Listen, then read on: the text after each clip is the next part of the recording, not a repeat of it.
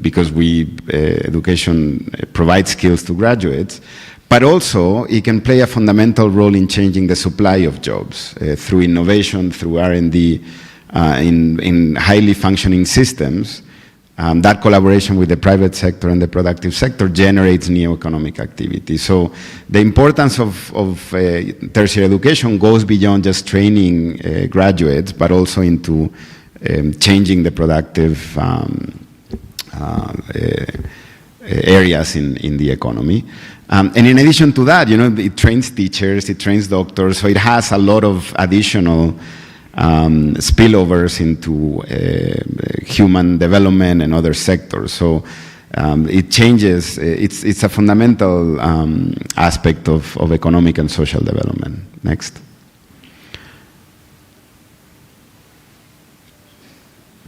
So when we look at the returns to tertiary education, the previous graph had shown that they're constant, so I won't go into that. But this graph shows essentially the left axis is the returns to education. So how much more additional wage you get when you graduate tertiary education respective to secondary. And then on the bottom, you see the share of the population that has tertiary education.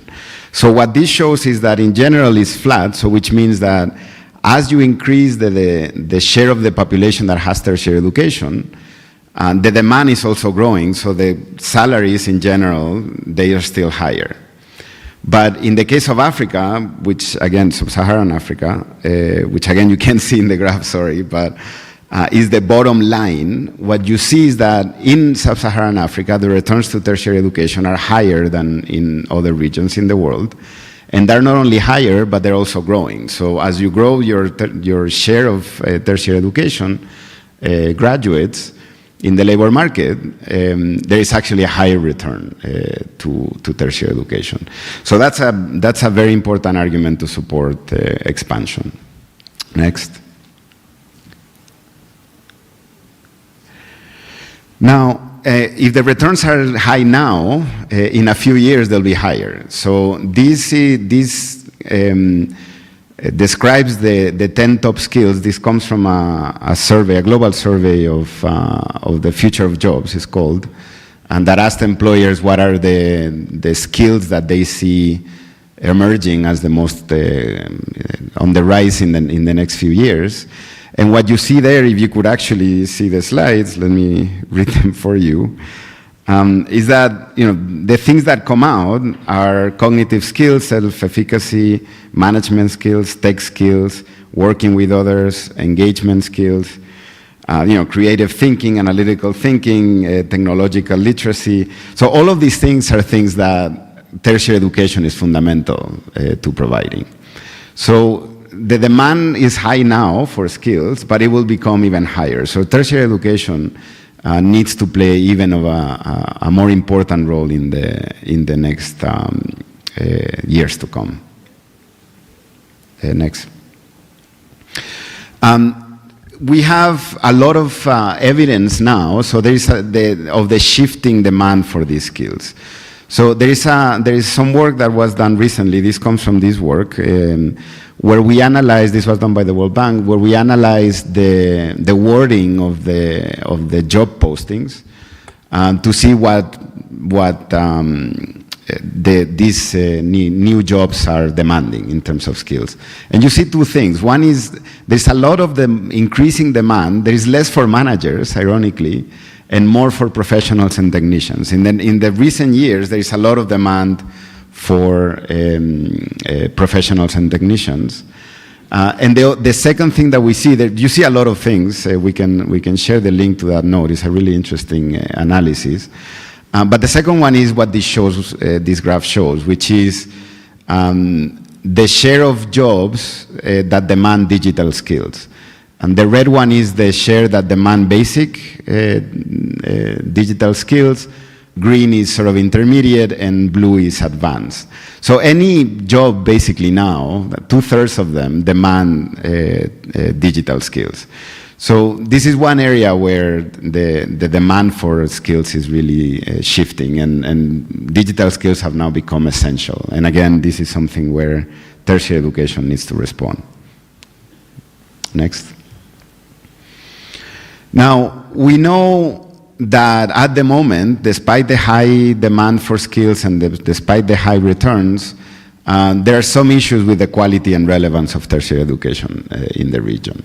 And many of our graduates still do not find jobs, or when they do, they don't find the jobs that they were trained for. And this has to do with at least three things. One is the skills mismatch. So we do, in the region, we do have higher enrollment in social sciences, in law, and we have an excess of those graduates. And when you look at STEM sectors, you see a lot less. So the first part of the mismatch is really the disciplines that are where students enroll in many cases. The second one is the quality of the training, right? In many cases, we have not updated our curriculums. It's really difficult to keep pace with these changes.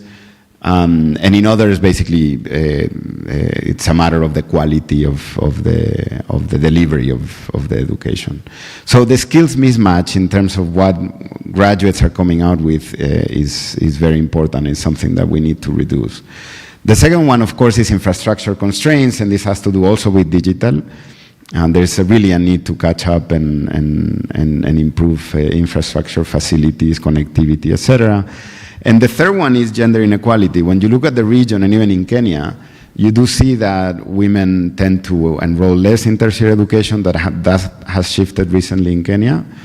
And much less in STEM areas. So when women enroll in tertiary education, they tend to enroll in lower return areas, and therefore that affects their return in the labor market. Okay. So the last part of the presentation is essentially how to think about how to respond to these new shifts. They need to improve, and they need to expand the systems. Next. So how do we shape these tertiary education systems to respond to 21st century needs? So again, sorry for the not being able to see the slides well, but there are essentially 5 pillars that this framework provides, and you can download the report from the World Bank website. So the first one is we need strategically diversified systems. So I know this is a university event, but notice that I've been talking about tertiary education. So the first fundamental message that I want to give you in terms of how to respond to these needs is the need to have a more integrated, more diverse tertiary education system that includes not only university, but also it's aligned and coordinated, and there are pathways for TVET and even non-formal training. Of course, anchoring some competency framework, but giving those options to children as they graduate secondary education will be crucial to have a system that responds to the needs of children. And I'll have a couple of slides on that. The second pillar is technology. As we said, the demand for digital skills, but also I think COVID showed us that it's an essential aspect of what tertiary education needs to do and how it needs to operate is the use of technology, both for instruction, but also in management and curriculum and other factors. The third pillar of this response on how to steer the system is really equity. We saw or we didn't see, but I explained in the graph, that tertiary education is highly inequitable, and unless we solve that problem, it's very difficult to solve the risk of the high inequities that one observes in the region. We have seen this in other regions. So Latin America is the most unequal region in the world. And a big factor of this is really very low access to tertiary education for anybody who's not from the top quintile in the country. And that requires pretty fundamental changes in the way tertiary education is financed, admissions, and again, it has to do with the diversification of the system, providing opportunities for all children. The fourth pillar is efficiency. I don't have to tell you what the macroeconomic situation is, not only in Kenya but across the region. Kenya, for example, spends a relatively high amount in tertiary education already, and in education as a whole. So while resources will increase, hopefully, they won't increase by a whole lot. So we really need to make sure that resources are used to produce results in the most effective and efficient way. And I'll have a couple of points on that. And the last point on the framework is the resilience of the system. And resilience is just the capacity to respond to different challenges and different shocks. COVID, I think, was an obvious one, but we have seen many other shocks that, and that will increase in the near future, where we would need, tertiary education needs to play a fundamental role. Next, please. So, this I already covered, but just to repeat again, there is a need for strategically diversified systems, but it's really important that the pathways exist. If the 2 systems or 3 systems operate, or 4 systems sometimes, because we separate polytechniques, work in different spaces and have different reputations, then it's very hard to provide these pathways for children as they graduate secondary education, to actually gain tertiary education and gain the adequate skills to succeed in the labor market. So ideally, all of these things provide you different ways of entering into the tertiary education, and you could start with non-formal training and end up with a PhD. Right now, in most of the region, this is very difficult to do. There are some global examples that provide some guidance on how to do this well, of course anchored in national qualifications frameworks. Next.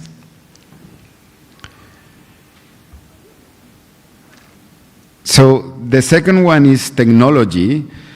And you probably, again, won't be able to see the slides, but just to say there are 3 areas where technology can really help. I mean, one is improving access and improving options. So this is an obvious one, online and remote delivery options. Kenya has made a lot of progress with the Open University in the last couple years, but also online courses from traditional universities can really help expand access, and you know that better than anybody.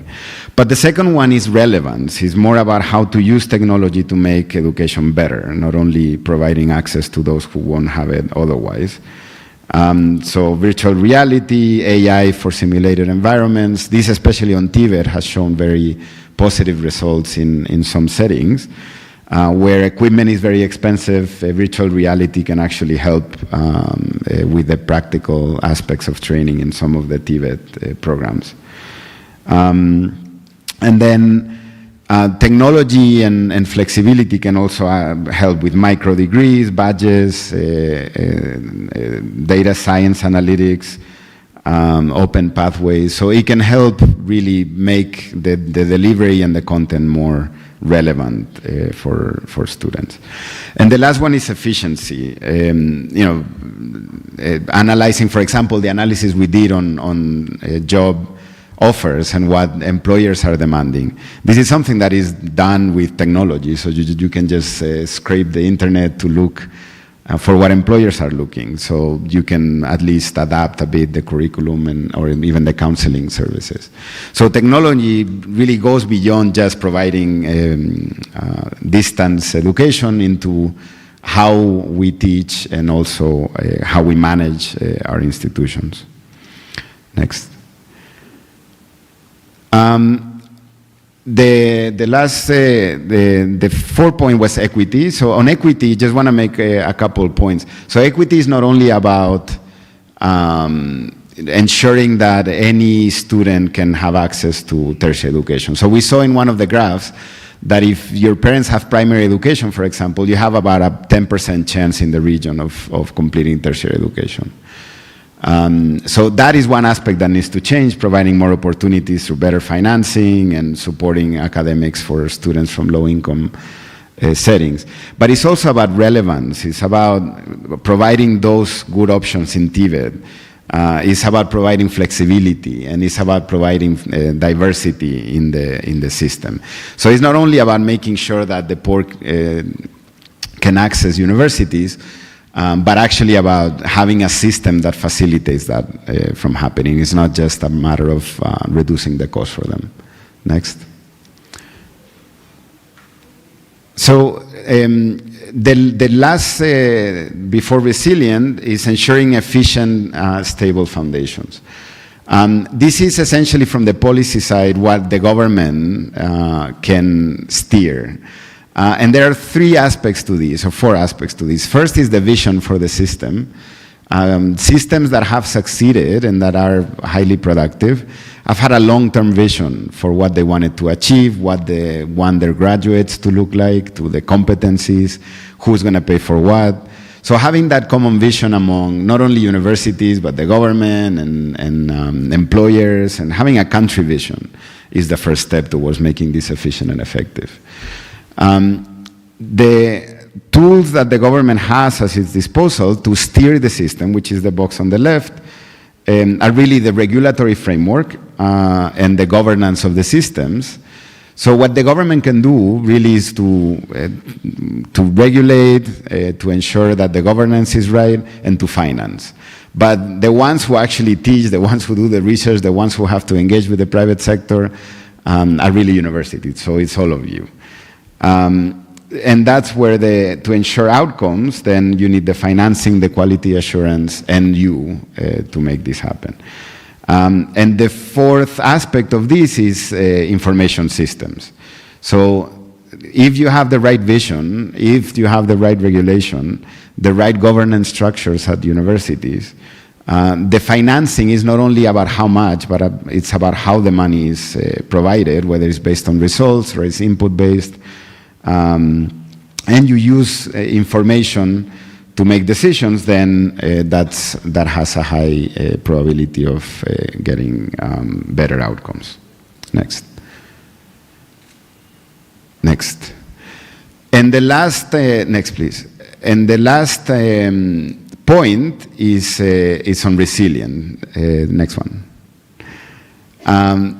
The systems need to be more resilient than we thought. We were usually, we were used to systems that were sort of going on historic norms in many countries, where you had sort of a fixed amount that you were increasing for financing, the curriculums are relatively rigid, and the pace at which things are changing, if you look even at the demand for jobs and what employers are demanding in this analysis that we did, really require a much more agile way of adjusting curriculums, creating short courses, really responding to the needs of the economy and students. The second thing you need then is more adapted governance. So again, strategies to tackle uncertainty, risks in research projects, going into things that are more risky, climate change and other types of resilience really is needed in society, and the intellectual leaders of the countries are universities. So we are to solve fundamental problems in the region, universities need to play a central role for this, and for that they need to be adaptable and be able to deal with risk. Next. So essentially, just to close, effective steering requires 5 things. Again, to repeat, strategically diversified systems, technology, equity, efficiency, and resilience. And an important point in this that I like to reiterate again is tertiary institutions are part of it, and governments are part of it, but they're not the only ones. So the leadership, academics, the administration, employers, investors, entrepreneurs, students, civil society, we all have a play, multilateral institutions like myself, we all have a role to play in succeeding, in expanding and making tertiary education systems better. Next. And with that, we will make sure we deliver on two fronts. One is individual outcomes, better employability, higher wages, higher democratic values, better well-being for individuals, but also for society, to improve human capital and long-term growth, social cohesion and equity, research and innovation and regional development, and really solving the challenges that the region has in the near future. So I will end, and by the way, there are really successful models. I won't go through them because I don't have time, but just to say there's a lot of things happening in the region already. There are important reforms. Kenya is a good example of at least heading in the right direction, trying to reform the financing system, moving to results-based financing. And there are three initiatives that I wanted to discuss, but I'll just say two words about them. The ACE, the African Centers of Excellence, of which Kenya is part. It's a regional initiative that supports research projects that bring together universities, private sector, research institutes and government to solve problems that are relevant for the region. And they bring partnerships across the region, between countries. So that's it's been ongoing for a few years, and it has shown really positive results on how to transform really the tertiary education systems in the region. RCIF is a project that provides scholarships for PhD and master students to do research in other countries, and therefore also support cross collaboration across countries. And ESTRIP is similar to ACE, but for TVET institutions. So there's a lot already ongoing. Countries are making big efforts. The macroeconomic situation is complex, but this really is the time to do the fundamental reforms that will support tertiary education systems in the region in the near future.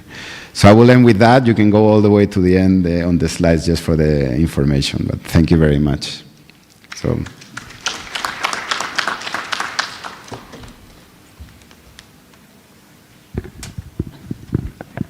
Can we give Pedro just one good clap? Let's go. Thank you very much. Hold your questions. We will have a plenary after this. Now I want to request our IT team to bring on board our next speaker.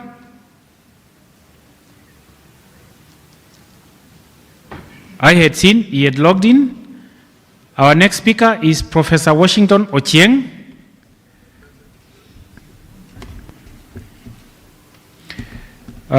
Professor Washington Ochieng, I know he's not new to most of us. We have read about him or heard about him. He's the current head of Department of Civil and Environmental Engineering at the Imperial College in London. He is the chair and professor in positioning and navigation systems at the Imperial College London. He is also the interim director of the Institute for Security Science and Technology at the same college. Formerly, he headed the Center for Transport Studies and Senior Security Science Fellow and co-director of ISST Imperial. So he's going to present to us virtually. So, Prof. Engineer, I can see you are there. Confirm that you can hear us. It's another opportunity. Well, thank you. Yes, so I think you can start as your slides come online. You have 25 minutes, and then please don't go away. I know we are behind, but we will have a short plenary with you. Thank you. That I'm coming through. Can you hear me? Yes, we can hear you quite well. You are loud and clear. We can also okay. Okay, so I'll wait for the team to put the slides up. You can also share your screen. Can do that. So I'm sharing my screen. Yes, and can you see my screen? ICT?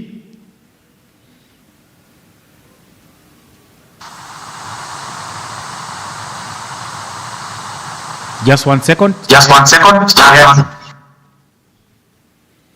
It's coming. Now you can start.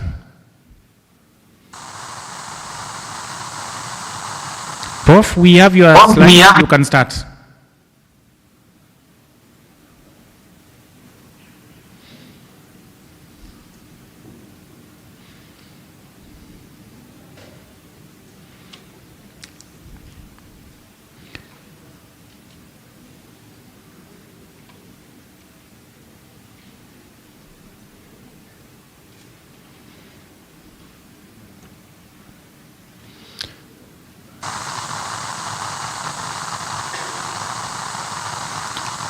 ICT, we seem to have frozen. I can see Prof, but he's frozen, so can you bring him back? Ama ni sisi tuachilie wifi ndio resources zikuje hapo. Tunaweza wachilia wifi kidogo. Tutoke WhatsApp, tupatiane bundles pale so that the streaming can be, the signal can be stronger. Achilieni wifi.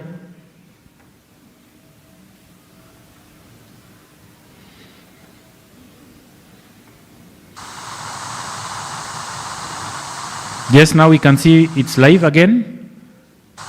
Hello?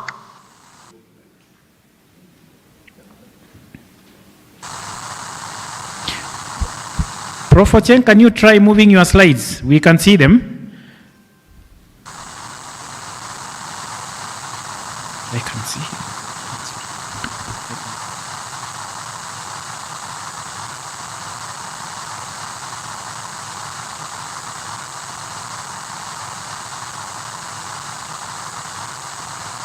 Perhaps they can move my slides for me and I can speak to them.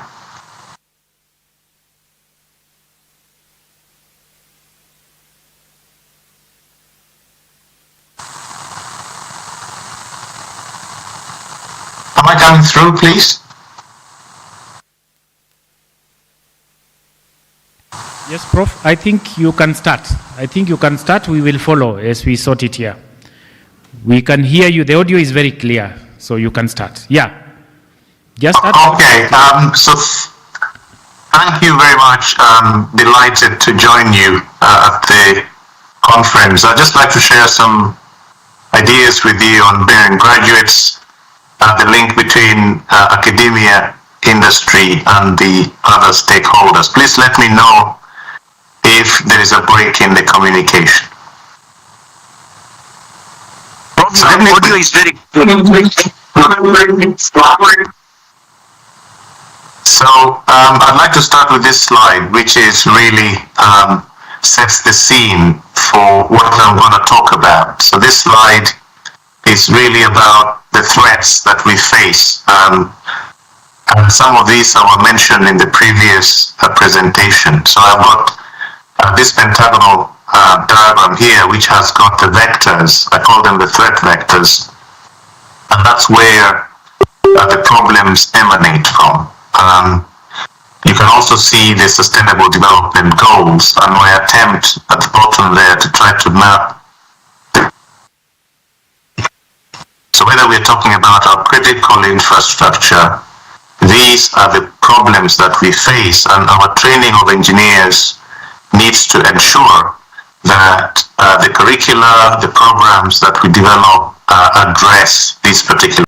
There's really no agreed way in terms of how you could measure the sustainability of a city, for example, Nairobi. As you can see here, anything from 40 KPIs all the way to more than 140 KPIs. Even if you consider ISO, there isn't really no agreed way to do this. And I think the first thing, therefore, is to say, how do we measure the sustainability of cities in a way that is comparable across the world? So that's our first limitation, lack of an agreed way forward to measure the sustainability performance of, let's say, cities.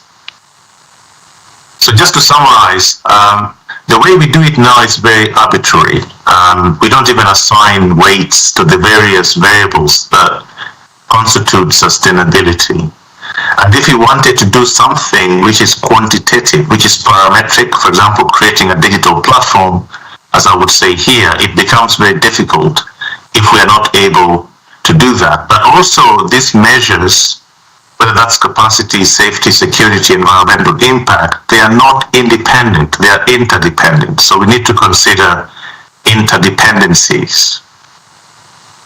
So we've done some comprehensive research at Imperial College London, and we've come up with this performance way to look at sustainability, and we have these three pillars of economic performance, environmental performance, and social.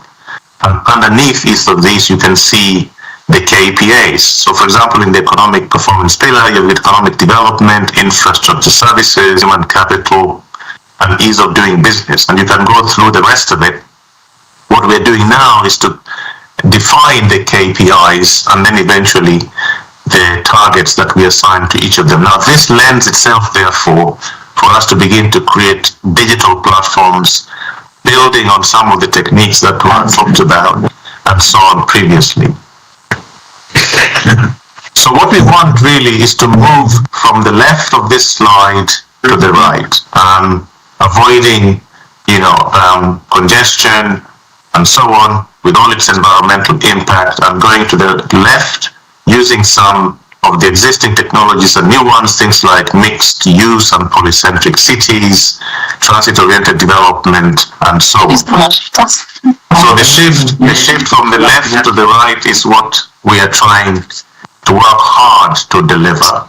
And you will agree with me, I hope, that our engineers have a significant role in moving us from the left to the right of this slide. And the universities are fundamental in ensuring that we train engineers who can make a positive, sustained, significant impact to get us from the left to the right. The other thing we need to consider is existing cities like Nairobi, but also the acquisition of new ones. So retrofitting is always very expensive, so we need to inculcate things like sustainability in terms of our training by design, so that when we acquire new cities, these particular requirements are in there by design. So in terms of the need for a digital platform that enables us to be able to do good design and good retrofitting, we need integrated and parameterized modeling. So that is land use, transportation, and so on. The tool needs to be flexible, it needs to be fast in terms of speed, and it needs to have very good visualization capability which interfaces and speaks to all stakeholders, engineers, and even the public and policymakers. Some of the modeling approaches here, you'd not be surprised to see things like AI, machine learning, things like dynamic modeling, simulated annealing, and so on. So we're going to call upon everything that we have to date in terms of analytics, and we're going to develop even more because we're dealing with a very hyper-complex situation. Again, who is going to do this is going to be our engineers that we train from our universities.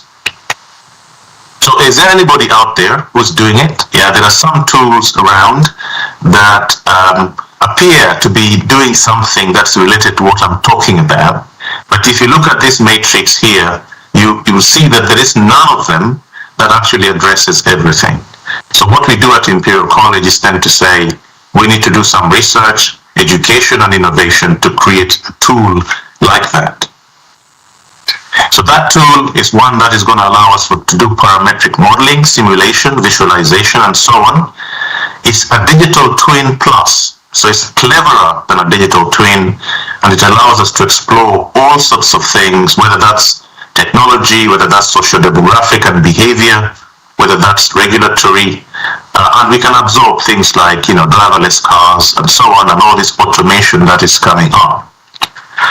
So in terms of the interface, very nice, very simple. You can see there, it's this kind of thing you can have even in your car. You have sustainability index, key performance areas, and we can produce real-time maps that actually show you what is happening, for example, to the transport network as you drive. So this is the functional architecture of this kind of tool. You see the performance measures at the top, the data. It's going to be a lot of data. You see the scenario manager there, which is the main engine with all the models. And of course, on the right-hand side, you can see scenario evaluation and visualization dashboard and so on. So this is the kind of thing we're looking at that our engineers can actually help us to bring about. And if you look at a little bit more in terms of the physical architecture, you can see there how we implement it. But what I want to show here is that in the middle of this slide, it's an equilibrium model. We are trying to balance supply and demand, but to be able to model everything in this particular slide, that's a really difficult problem. Again, we are looking to our engineers to help us come up with this. Now, if we can have a tool like this and it's useful around the world, then we can ensure not only that we measure properly, but also that we retrofit and design new cities to be sustainable, which is what we would like to have. So just to reflect on the topic, which is, okay, how do we use a case study like that to be able to train our engineers properly? So my observations are that we are making very significant progress, and the colleague Pedro from the World Bank did mention that a lot is going on, and that's a great thing. So we also need a step change in the way we educate, train, and obviously the practice of engineering in terms of our engineers. So we need to address creation of societal challenge-based education and training, and the World Bank presentation was talking about that. We need to involve stakeholders, we need to define their roles, collaboration mechanisms and instruments. We need performance measures at every stage. We need to look at the entire education chain, including tertiary education, which was the topic of the previous presentation. We need to be inclusive in education and training, and the regulatory regimes and so on need to be such that the governance structures facilitate total education for our engineers. So just a few slides on how this links. You can see on this slide students, academic staff, and industry. And you can see this bidirectionality in terms of a very close collaboration between students, call it academia, academic staff, industry, and so on. This is what we practice at Imperial College London. We refer to it as total education. It's multi-stakeholder education. And here is a slide that is then saying there's this triangle that links research, innovation to education. We must not assume this particular relationship. It must be built in and it must be seen to work. So a student going to the University of Nairobi knows that they're also going to be taught by the best researchers, and some of the research will feed into their education. But we must also not forget innovation and enterprise in an ecosystem that facilitates fit-for-purpose training of engineers. At Imperial College, we have an innovation ecosystem that brings everyone together, academia, industry, and government. Our students are in there working with everybody and obviously going out and doing great things out there in terms of solving global challenges. Some of the people we work with are here. You can see big companies, you can see startups, you can see government and industry. So I encourage this kind of collaboration that enables our students to train and thrive and obviously contribute significantly. I'd just like to say that I'm sure within the Institution of Engineers, the Engineering Board of Kenya, you have these relationships. This slide just shows you what we do in the UK, the link between the Engineering Council, the professional institutions, industry, government, and what we call professional institutions, the PIs, to create engineers who can make a difference. So these are some of the ways that we do it: chartered engineer status. It covers technicians, engineers, and everybody else, just like the World Bank presentation was talking about. You're looking at the entire chain. So I'd just like to finish, give me 2 minutes, please, because one of the jobs I do is that I chair the Africa programs at the Royal Academy of Engineering. Only yesterday, we had our Africa Prize finals for innovation in Nairobi, which I'm very proud of. So at the Royal Academy of Engineering, we have 3 basically activities that are Africa facing. The first one is what we call the Higher Education Partnerships for Sub-Saharan Africa. Some of the Kenyan universities have done very well to win funding from us, And I just want to say that the focus of HEPSA is to bring engineering curricula and teaching closer to the needs of modern industry and strengthen research and innovation institution capacity in our motherland. And so you can see here, we support bilateral secondments, student industry placements, collaborative research projects, and so on. And there is a quote, I constantly use examples in class of what I've learned during the secondment.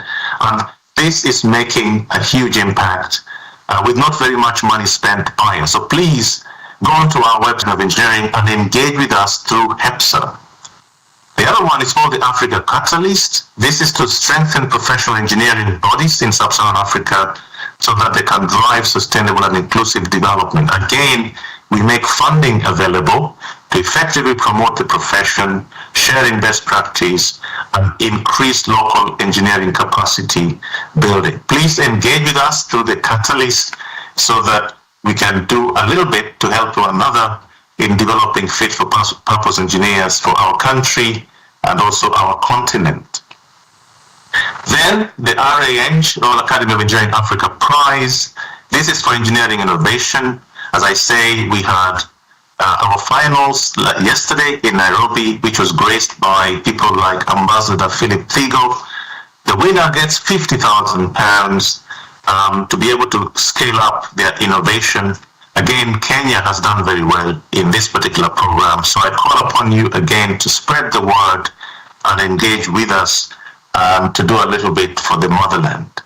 So, I will just finish by saying this very little money, it's a few millions that we spend at the Royal Academy of Engineering, has created over 2,000 professionals trained, over 530 student industry placements. Number of students obtaining industry internships increased from 40 to 90. EDI, diversity and inclusivity, we are very, very sensitive, particularly to gender, by increasing the number of women in engineering. And almost 50 UK organizations and 400 in-country bodies are involved with Kenya and the rest of Africa in a partnership that, in our view, is doing a lot of good work.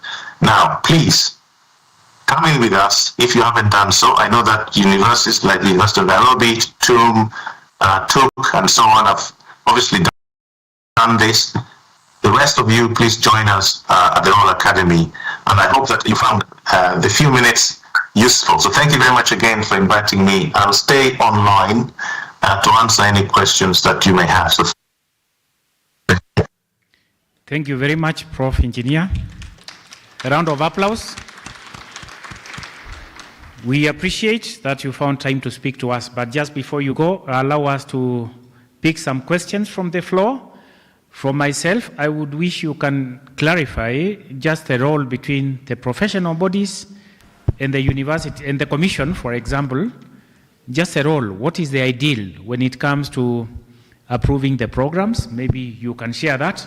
Allow me to pick a few more from the floor. Distinguished guests, we take questions for both speakers, for Pedro and for Professor Ocheng. So kindly raise your hand so that the mic can come to you. Pedro, if you don't mind, yesterday we listened to a lot of presentations here, AI, and somebody alluded that maybe we don't know the kind of jobs that we need to train the graduates for. In your speech, in your presentation, you talked about job mismatch, the skills in the university and what we have in the industry, and now we are facing a technology change. So we need to overcome this mismatch. Maybe you will highlight on that. So we take a question from each side. Can we start here on my right? Can I see a hand up? Yes, Barasa, Professor Barasa. Take it there to the Vice Chancellor's row. The Vice Chancellor, Taita Taveta University. Prof, we appreciate you are coming. Okay, thank you very much, Professor Barasa Fred, Taita Taveta University. My question is to Professor Ocheng, who is my former schoolmate at Kisumu Technical High School. I would like to know, Professor Ocheng, a lot of what you are doing is addressing, you know, the high-tech, modern industry. But in university community engagement in Kenya, especially rural universities, you find we are expected to have our engineers, like mining and mineral processing engineers, including people like Mr. National Adero, whom you know, that want to show impact to the community in terms of small-scale artisanal miners. So what would be your advice in terms of the interface between preparation of our engineers for high modern industry and the need and competing need of showing real impact on people who are very low level artisanal mining that can be able to give a major difference in our country here in Kenya, like Taita Taveta, Kakamega, and so on? For that question, we now go to the next level. Yeah, then we go to where the cameras are, right at the center. You can flag in your question. You can also add to a question that has been asked. And then now we come to the left half. Can I see your hand up? Then we coming on this side. Looks like today we were quite technical. The talks. We started with money. Now we are money and policy. Now we are talking about engineering. And now over here, another question coming up. And we have a question from Professor Nick Wanjohi, the former Vice Chancellor for Jomo Kenyatta University and Secretary to the late President Mwai Kibaki. He's seated right over here. Kindly let's get a mic to him.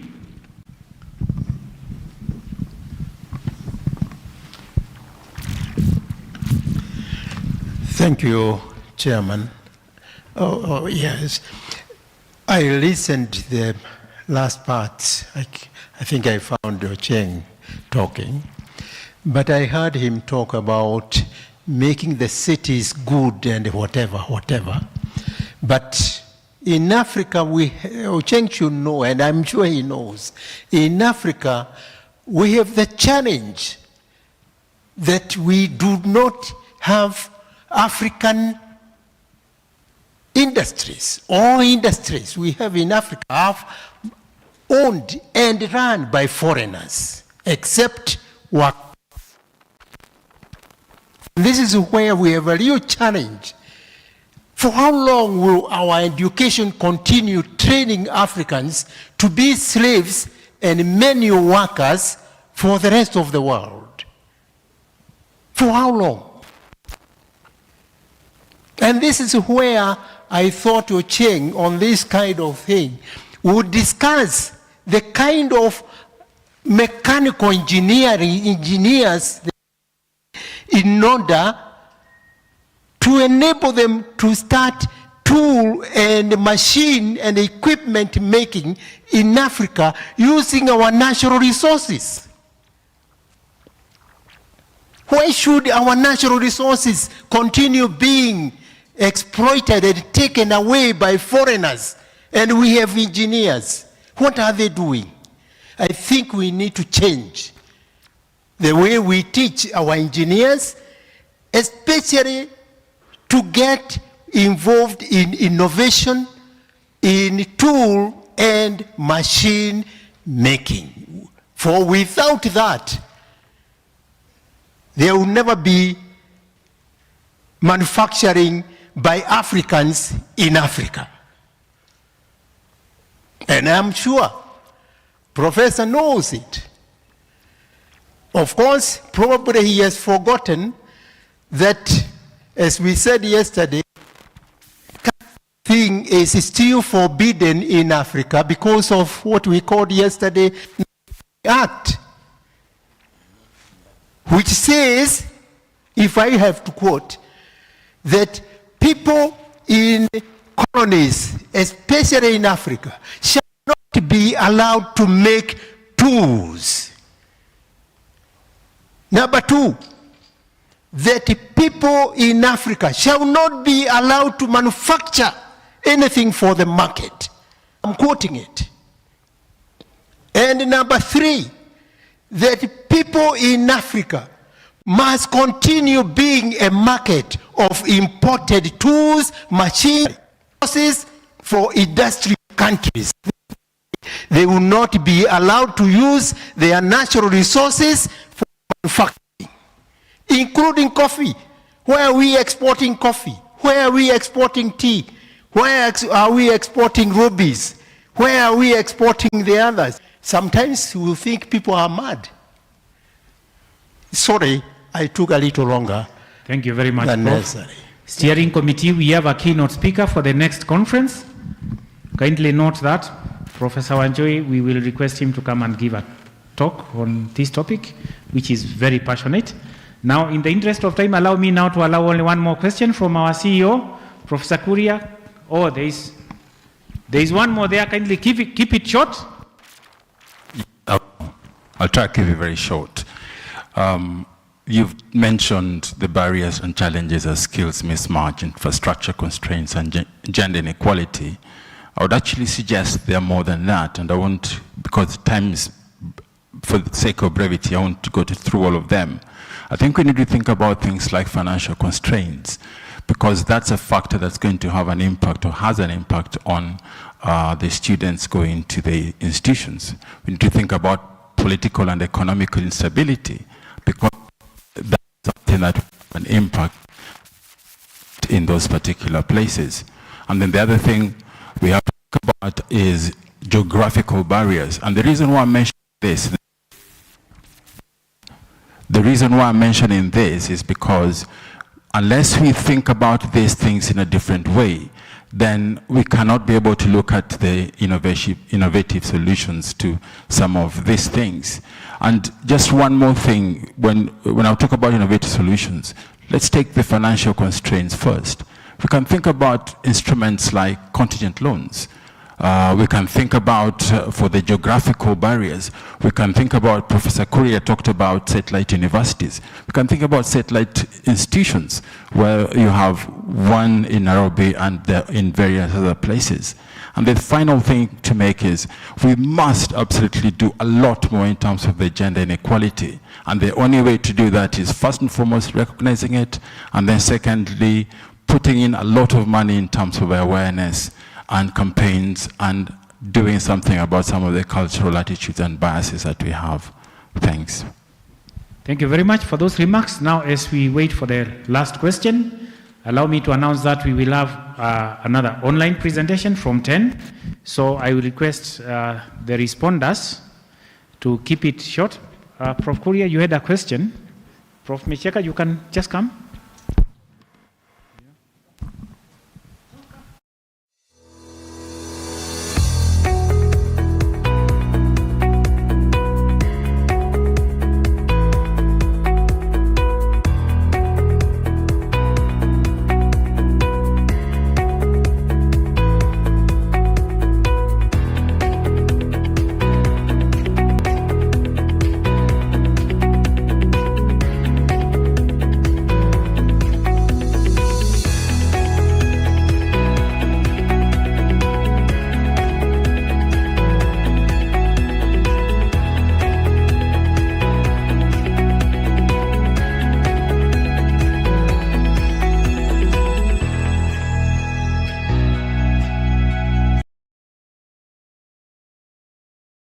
Magnitude of the suffering of Nairobi, particularly the waters and rivers and recreation.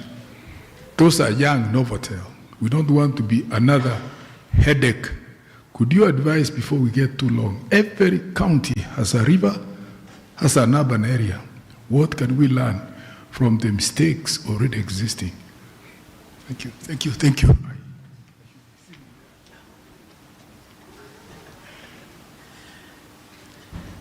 I'll make it very quick, Professor Mutua.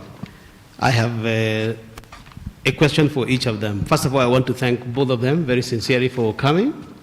I have listened to you before, and it was a delight to listen to you again today. So, question, Professor Washington, I know, because I have visited your college before, that you raise tons of money and your linkage with industry is very strong.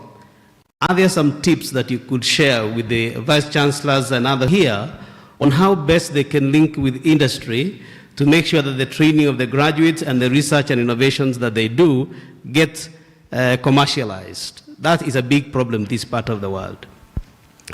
For you, Pedro, you mentioned something that really is critical for us. You mentioned that we have a growing youth population. I think it's the highest in the world, you said. And yet, the access to tertiary education is the lowest. Are we growing a problem? Institutions are too many. That's the trend that we are seeing. Thank you very much. We start with Pedro because he's in the room. Then we go to Professor Ocheng because he had more. Thank you for these really interesting questions. I'll be very brief. So first on the predicting the future. So I'm an economist, and economists are notoriously bad at predicting the future, ironically.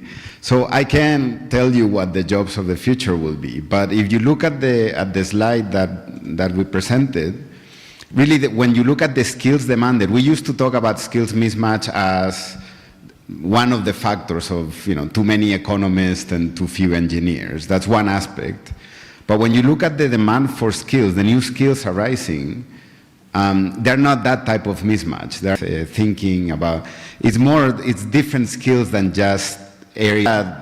Graduates can adapt to whatever the future brings because to be honest with you, I think the uncertainties. I mean, just to say, for example, the ACE program that I mentioned before, I mean, a lot of what universities can do, as the second presentation was discussing, is really partner with industries to grow local African industries. So that entrepreneurship and other skills need to be embedded in the way that we teach. So I completely agree. There is no reason why all of this needs to happen. I won't say more on that. Again, there are more constraints than the ones I put there. I completely agree. Financing is one of them. And in terms of equity, I forgot to mention geographic inequities.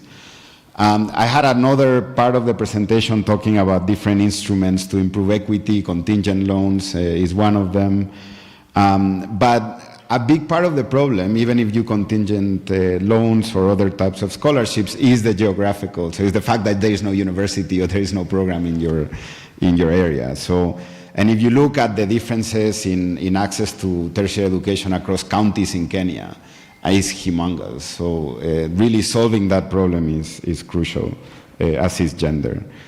And lastly, on the youth bulge, we can see it in a half full, half empty glass perspective, because if the right investments are put in place now, the potential of African youth in the next decades could really bring these countries, most of these countries, from low income to, I mean, even upper middle income, hopefully, as Kenya has one of those objectives.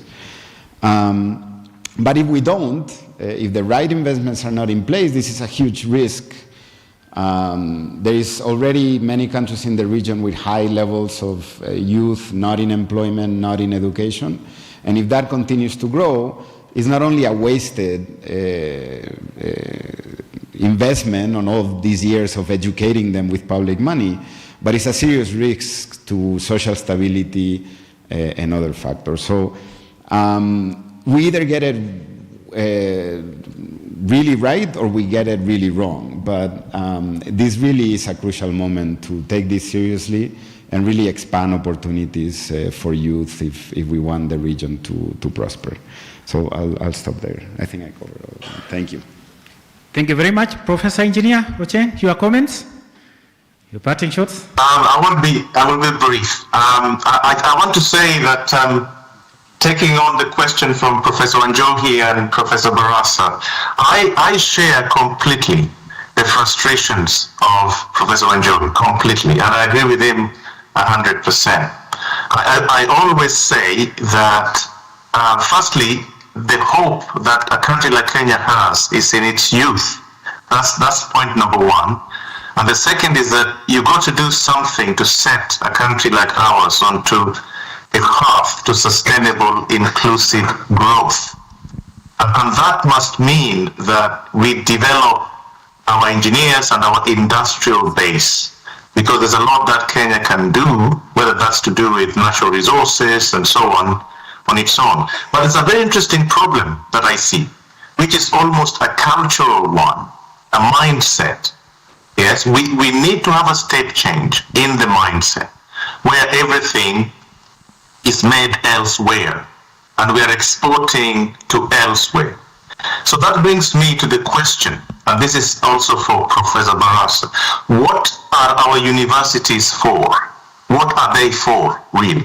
I mean, are they to produce, master's students, bachelor students, PhD graduates? Is that the purpose of our universities? My understanding and my view is that the first task of a university is to uplift the standard of living of its immediate environment. And then it can grow to national, international, and so on. So our curricula, our training needs to be tightly linked to the challenges that we face as a country, and we need to ensure that there is measurable impact. Now, there's a role for the universities, there's a role for the government, there's a role for industry, there's even a role for non-governmental organizations. We have to have a culture. There are countries that we can learn from: South Korea, Singapore, Malaysia, even India now. So it's not as if it hasn't been done before, but we must ask ourselves soul-searching questions, because the current status quo cannot continue. I gave a lecture at Kenyatta University in 2019, which was about how do our youth use space to develop local industries in Kenya to be able to spur growth. We've got the best talent in Africa in our youth. We know this from the Royal Academy. So there is no reason why we couldn't do it. But we need a conducive environment. We need supportive financial innovation models. Some of this should emanate from the government, but also with the support of industry. So I advocate that soul searching, change in mindsets, change in culture, because we can do it. Now, on the question of, I think from Professor Kuria, about collaboration with industry, venture capital, and so on. Again, it links to the offer. What is the offer that universities are giving to industry and government? If that offer is credible, then industry should be collaborators in ensuring that our universities work well. So at Imperial, we have this innovation ecosystem. Industry is there, government is there, we are there. We shorten the pipeline between research and practical use. We discuss with industry the problems they have in one physical space. We are creating a venture capital together. Why? Because everybody can see their role, industry sees the offer and the benefit, government sees the offer and the benefit. And so I encourage that kind of collaboration. We call it the triple helix model, which involves collocation and developing frameworks together. I know that Kenyatta University has done a little bit of that. I visited one time. So I encourage all of our universities to do the same. It's all about the offer that universities are actually creating for industry, government, and so on. And then on the point of cities, Professor Micheka, what can I say? Again, it's linked to mindset and culture. I mean, our cities are not planned in an integrated way. There are very ad hoc things which are being done. So I advocate, again, back to basics. And actually, the things that we need to do are not very complicated. So planning, integrated planning.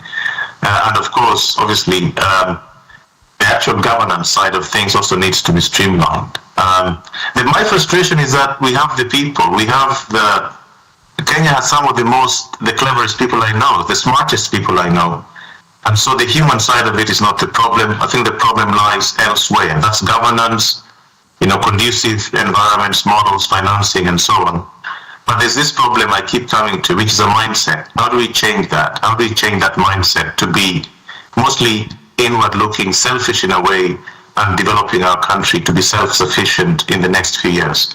So I hope I've answered, or tried to answer all of the questions, and thank you once again for inviting me. I'd like to have a debate with Professor Wanjohi at some point, because I find his enthusiasm very, very similar to mine, and the frustrations as well. Well, thank you.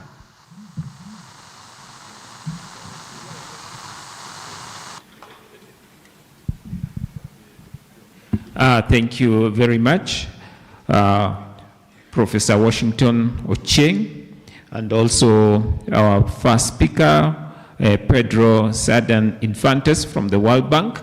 Let us appreciate our two plenary speakers. We will now transition from the plenary to the breakouts. But we shall remain here in this hall. For the breakout session, we had three. One here in the amphitheater. We had another one in the Impala room, and the third one in the Turkana room, which was changed to Shimba room.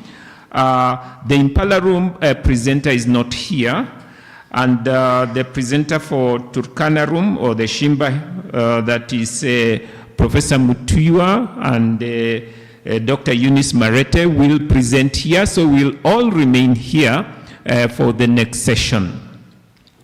The presenter who will go first is Dr. Elizabeth Johnson, Provost, American Public University System. She will be speaking virtually on future-proofing universities, preparing graduates for the workforce of tomorrow.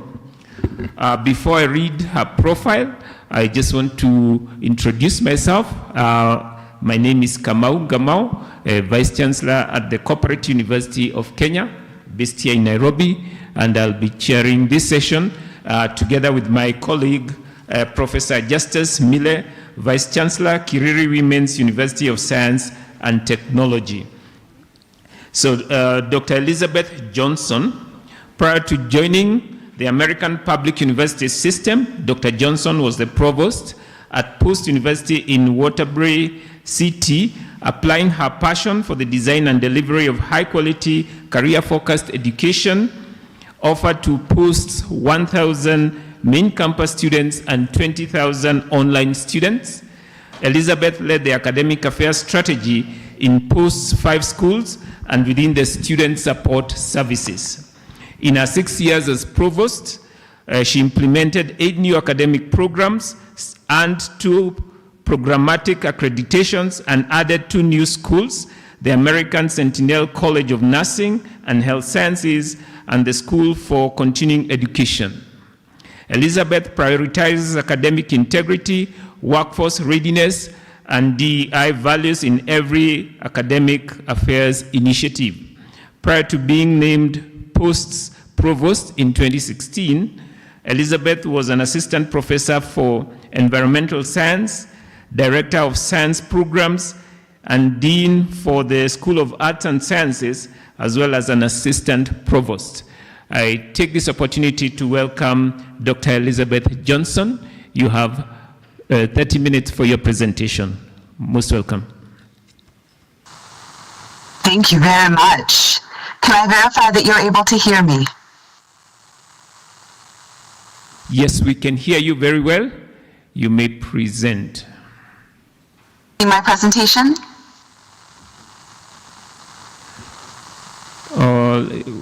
You can proceed. Yes, we can see your screen. Excellent, perfect.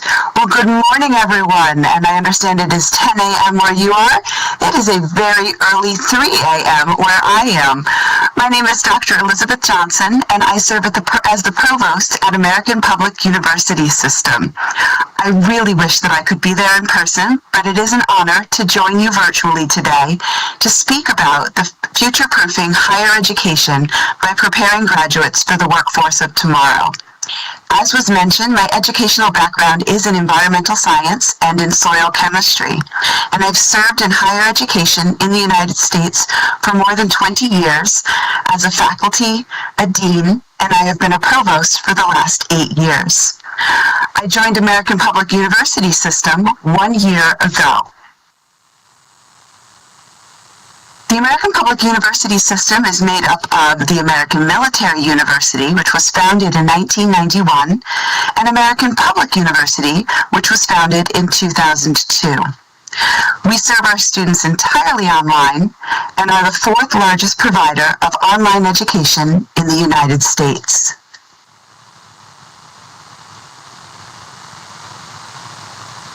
We offer 200 programs ranging from certificates to doctoral degrees, and we have 90,000 students. Our students are primarily working adults, about 91% of them, and their average age is 31 years old. We're proud to serve students from more than 100 countries from across the world, and we're expanding our global initiatives daily to better serve a global community. But with that, let's transition into the topic of my presentation, future-proofing higher education and how to prepare our respective graduates for the workforce of tomorrow. I do want to share that rather than presenting concepts or theories, what I've chosen to do is to share initiatives and projects that can be immediately applied at your home university. So let me start off by sharing the results of a recent Strata Gallup survey that was picked up by the World Economic Forum. I don't think it would surprise anyone in our audience if I shared that there's a difference in the opinions of academia and of industry on how well universities prepare graduates for the workforce. But perhaps like me, you may not know exactly how far apart those opinions are. The survey question assessed the level of agreement to this statement. Universities are doing a good job of preparing graduates for the workforce. Nearly all chief academic officers agreed, and I'll be honest, probably 5 or 6 years ago, I would have agreed with that statement too. But less than half of graduates agreed with this statement, and only 11% of business leaders agreed. There's a significant disconnect between universities and industries when it comes to how well they feel all of us, higher education, is preparing students for their future career. When I first read this article, I thought to myself, how can we be so far off? But as a chief academic officer myself, responsible for the quality and effectiveness of the education my students receive, I quickly realized that the right question to be asking is actually, and remains relevant, and of value to the industry and the workforce. How do we future-proof education? Well, it's easy to overcomplicate these questions, and let's be honest, in academia, we are really good at overcomplicating things. But when you boil it down, future-proofing I'm looking for in our students. What is industry expecting from our graduates for them to be effective in the workplace? And 2, we need to ensure that our learning experiences in and out of the classroom provide our students with what they need to meet, or let's be honest, let's exceed this expectation.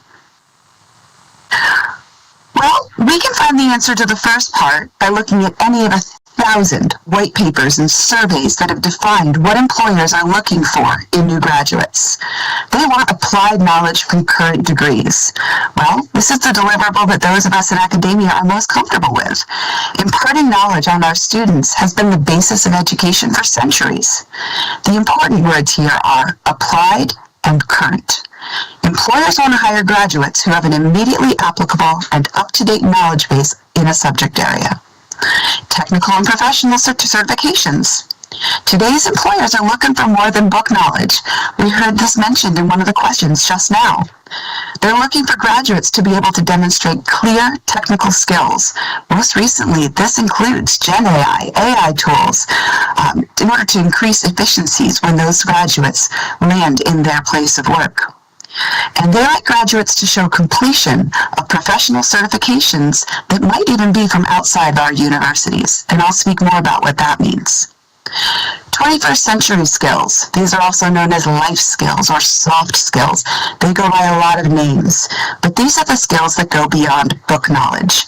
Critical thinking, growth mindset, initiative, creativity, communication skills are all following those 21st century skills.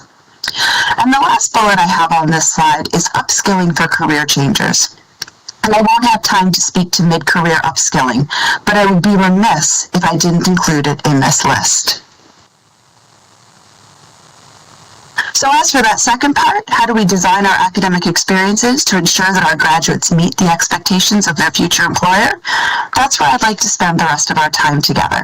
And we're going to embrace how to do this in 4 ways. First, get on board with artificial intelligence and digital learning, and what can that look like? Integrate technical and 21st century skills into each program. How do we do that? Leverage industry partnerships within our programs with our students, and keep a career focus throughout the program. Let's start with AI and digital learning. At the dawn of ChatGPT and other now very common Gen AI tools at the end of 2022, universities, especially our faculty, were very wary of this technology. They often saw it as only a cheating tool. So much has happened in the last 18 plus months, and we now know that AI is very much a part of our lives. And academia has become far more accepting of these tools.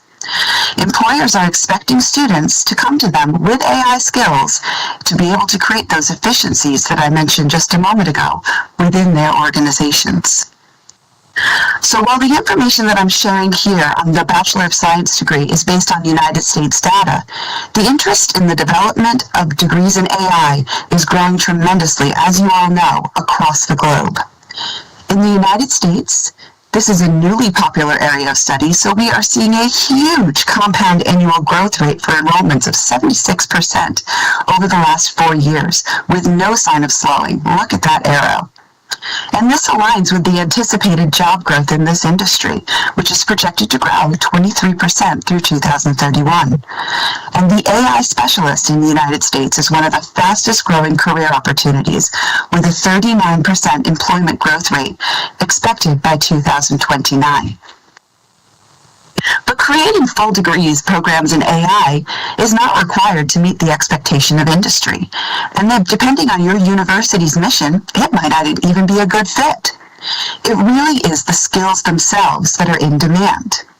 So you can reach more students by integrating AI concepts, skills, and tools into existing courses in each program, or creating courses on effective use of AI or the ethics of AI, which is a big part. Let's get more into those skills in general. And there are 2 areas that I want to be sure that we touch on. What is the global industry perspective on the value of skills? And what are some of the techniques for integrating them into a program? Well, the completion of professional certificates and micro-credentials are one of the best ways for students to demonstrate a skill set that goes above and beyond their degree. The next few slides include data from a recent report by Coursera on industry professional certificates and micro-credentials, and they help to tell the story on how hiring managers view the addition of industry-recognized micro-credentials on top of an earned degree. This first chart represents the percent of hiring managers in various regions of the globe who agreed or strongly agreed that earning a professional certificate or micro-credential strengthens a candidate's job application. Now, as you can see, across the globe, there's a lot of agreement to this statement. But globally, 88% of respondents agreed or strongly agreed. The survey went to influence a hiring decision. 0% wouldn't influence at all. 100%, it would greatly affect a hiring decision. And again, in each region, as well as globally, the hiring manager indicated that professional certificates would influence the hiring decision with an average of 76%, so much closer to that 100% where it matters. This This survey also had student stakeholders to get their viewpoint. And when asked, what factors would you consider when deciding to earn a professional certificate, students had to choose their top 3. And the most often chosen responses were, it was offered by an industry-leading company, and the second one, it counts towards my degree. Now combined, these are incredibly powerful survey results. They confirm what we've seen in countless white papers, that industry wants more graduates with more than book knowledge, and that they value professional certificates and micro-credentials. But it also tells us what students are looking for: credit-bearing, industry-recognized credentials. We in academia can meet both of these expectations by embedding industry-recognized micro-credentials into our degree program. At my previous institution, we were able to identify and embed at least one industry-recognized micro-credential into every single program. And we offered a variety of programs: accounting, equine studies, marketing, psychology. We could find at least one for each program. And I realize that some of the credentials on this slide are global, while others are regional or country-specific. So they're only intended as examples. But what you are seeing here is for marketing, Hootsuite or Google Analytics. For computer science, CompTIA certifications are incredibly popular. For project management, that PMP certification in my neck of the woods where I live is the gold standard. And most industry-recognized micro-credentials, they're exam-based, which means the exam must be taken with that certifying body in order for the student to earn the micro-credential. So what we in academia can do is to ensure that we have programs, courses, content that can prepare students for these exams and integrate that content into the appropriate course or selection of courses, so we can prepare our students to sit for these certifications and create an opportunity for them to earn them. Well, let's switch gears for just a bit and go back to those 21st century skills, or those soft skills that we know industry is also looking for. Now, this list probably looks very familiar. It's pretty much the same from university to university. It is a standard collection of general education outcomes, or competencies. And we see some familiar friends here: ethical reasoning, informational literacy, intercultural knowledge, and these are all important. Please do not come away thinking I don't find these important. They're certainly competencies that we want our students to be able to demonstrate upon completion of a degree. But they're often taught and they're often assessed based on theories and knowledge, rather than the underlying skill set that will be needed in a future career. So replacing or augmenting the general education competencies with 21st century skills is a fresh take on some of these same concepts. A great example is creativity. This is a competency that in traditional general education outcomes would be associated with performing arts or with fine arts. But as a 21st century skill, it could be associated with being innovative, taking chances, trying something new. These are those soft skills that we know hiring managers are seeking for those going into new careers. Some 21st century skills are outside of the traditional general education competencies. We mentioned some of them at the beginning. Flexibility, growth mindset is a huge one. Leadership, entrepreneurship, and of course, digital literacy and AI have a prominent place in the 21st century skills as well. And the chart that's presented here is just one example of a 21st century skill set. Certainly work within your university to identify those that are best for you in alignment with your mission and your students' needs. But what does it matter whether or not we call them knowledge-based outcomes or general education outcomes, or if we call them skills-based outcomes? Well, this is a situation where language matters. Knowledge-based learning outcomes, like our general education outcomes, are typically for us at the university. We use them to assess theoretical understanding of the material that's usually gained through lectures or textbooks. The assessment of these outcomes helps us to understand the effectiveness of our program. That's why we have them, and we know whether or not we're delivering the intended education. Skills-based learning outcomes are acquired by doing something, and they are for our students. They're mastered through practice. They're mastered through trial and error. Students know how to speak to the skills that they have learned when we talk about skills-based outcomes, whereas those knowledge-based outcomes don't really mean as much to them. So in terms of preparing them to be able to speak about the skills they've earned, using that 21st century language in alignment with general education outcomes is a powerful tool. Before we go on to industry partnerships, let me share one more survey result. This is a recent survey by Strata Education assessing the importance of the attributes used in hiring decisions by employers. We often think, especially in academia, that the most important attributes for hiring decisions are going to be that student GPA or the rank of the institution that they've graduated from. You'll note these are at the bottom of the list.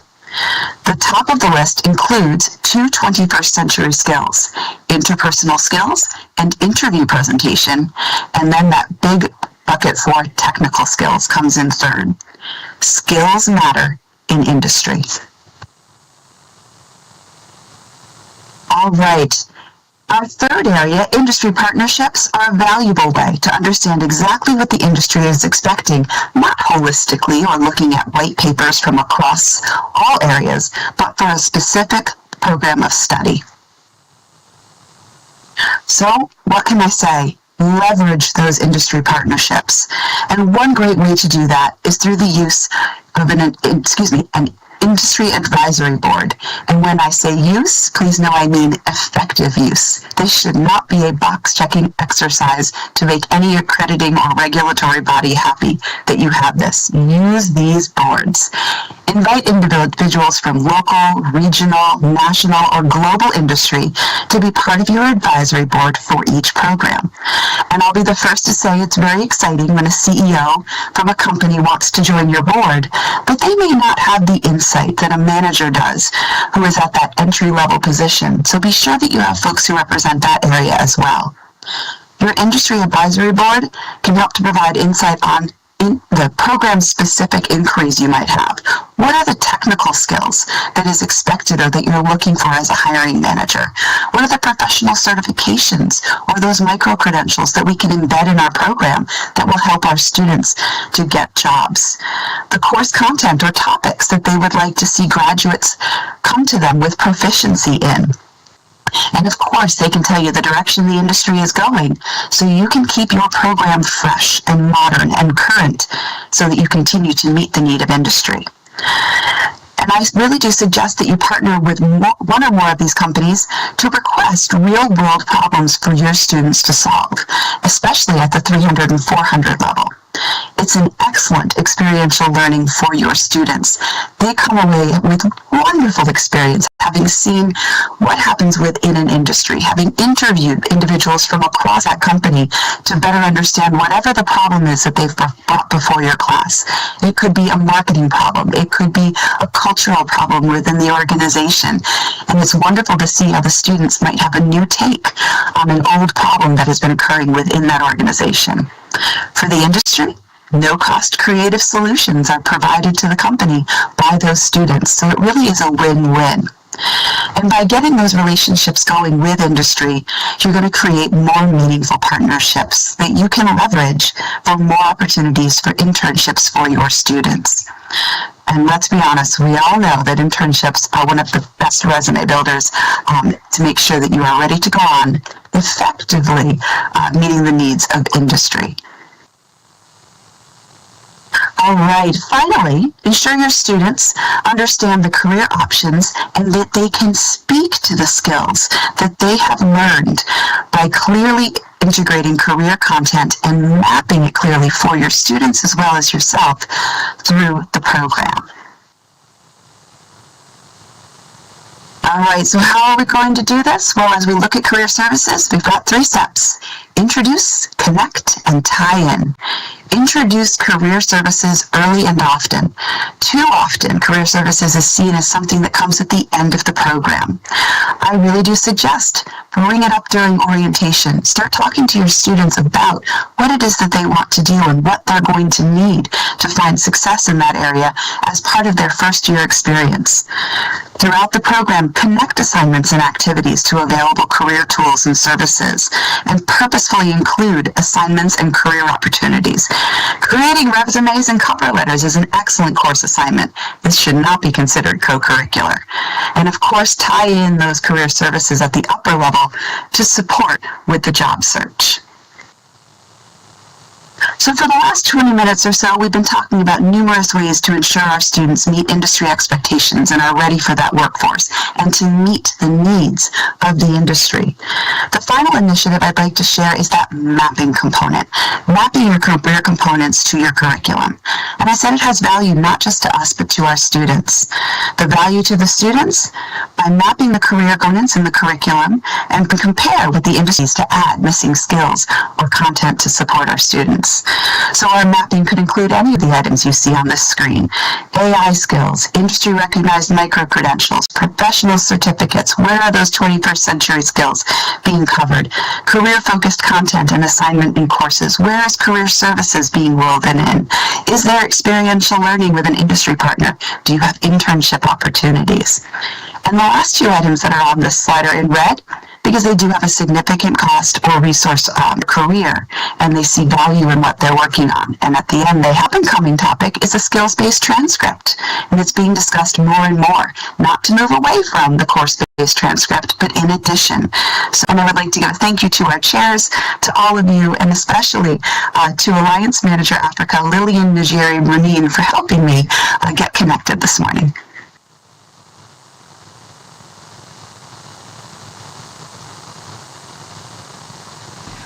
Thank you so much, Dr. Elizabeth Johnson, for that very, very insightful presentation on preparing graduates for the workforce of tomorrow.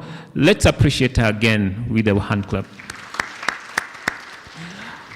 Kindly hold on the line so that we can have a plenary after the next brief presentation. I'll request my colleague, Professor Mille, to come and introduce the presenter. Welcome.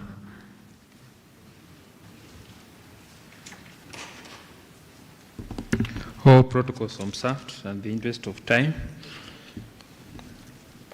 Yes, I'll introduce. My name is Professor Mille, the VC of Kiri Women's University, and a Professor of Mathematics, University of Nairobi, Chiromo campus. As been said, I'm co-chairing this session with my colleague, the VC, the Cooperative University of Kenya. The speaker of the next session is Professor Mbanas Mutua, who will speak to us on building a thriving research ecosystem in universities. The Commission's role in balancing regulation, quality assurance, and innovation. Allow me to give a brief summary of the speaker, who is co-authored with Dr. Eunice Marete, and Deputy CS, Quality and Standards. Professor Mbanas Mutua is the Deputy Commission Secretary, Accreditation, the Commission for University Education. He previously worked at the Jomo Kenyatta University of Science and Technology, having served as the Chairman and the Dean, as well as the Department, as the Deputy Management Representative, Integrated Quality Management Systems. He also worked as a Senior Research Officer in the Ministry of Higher Education in Kenya. Before then, he also worked as a Research Associate at Gottfried Leibniz University in Germany and Asian Institute of Technology in Thailand. Professor Mutua has served in various boards, including the Directorate of Quality Assurance, Jomo Kenyatta, Water Resources and Research Center at Jomo Kenyatta, Kenya Institute of Supplies Examination Board, Kenya Private Sector Alliance Education Committee. He is a member of several professional bodies, including the National Quality Institute, Environmental Institute of Kenya, Engineers Board of Kenya, Horticultural Association Boards of Kenya, among many others. Please allow me to present to you Professor Mbanas Mutua, a career educationist and a renowned researcher globally. Karibu sana, Prof. Thank you very much. As the PowerPoint is being displayed, I request my co-author to come so that she takes the bit of acknowledgement. Dr. Marete, kindly come up. It's a joint work. Ours is going to be very brief. I know we are standing between you and T, so we shall be very brief because we know T is coming and we are the policemen. So today we'll only remind you a few things, and then after that, after we remind you a few things, the chair will tell us what next. Dr. Marete, just say hi. Hello, good morning everyone. Yeah, my name is Dr. Eunice Marete, the Deputy Commission Secretary in charge of Standards and Quality Assurance. Thank you. Thanks a lot. So we just want to remind you a few things because of time. We'll take just 10 minutes. We are between us and T. There is one more speaker after us. So the first thing we want to say at the Commission for University Education, and the team is here, quality is our agenda. So anything outside quality, we will not talk. When we come, because we agree to be partners, but today we will speak as the regulator, and then we will agree on how to become friends on the way forward when we become partners. The slide is not there, but the first slide was about our mandate, what we do. You know very well that we are mandated to collect data because we are founded on law.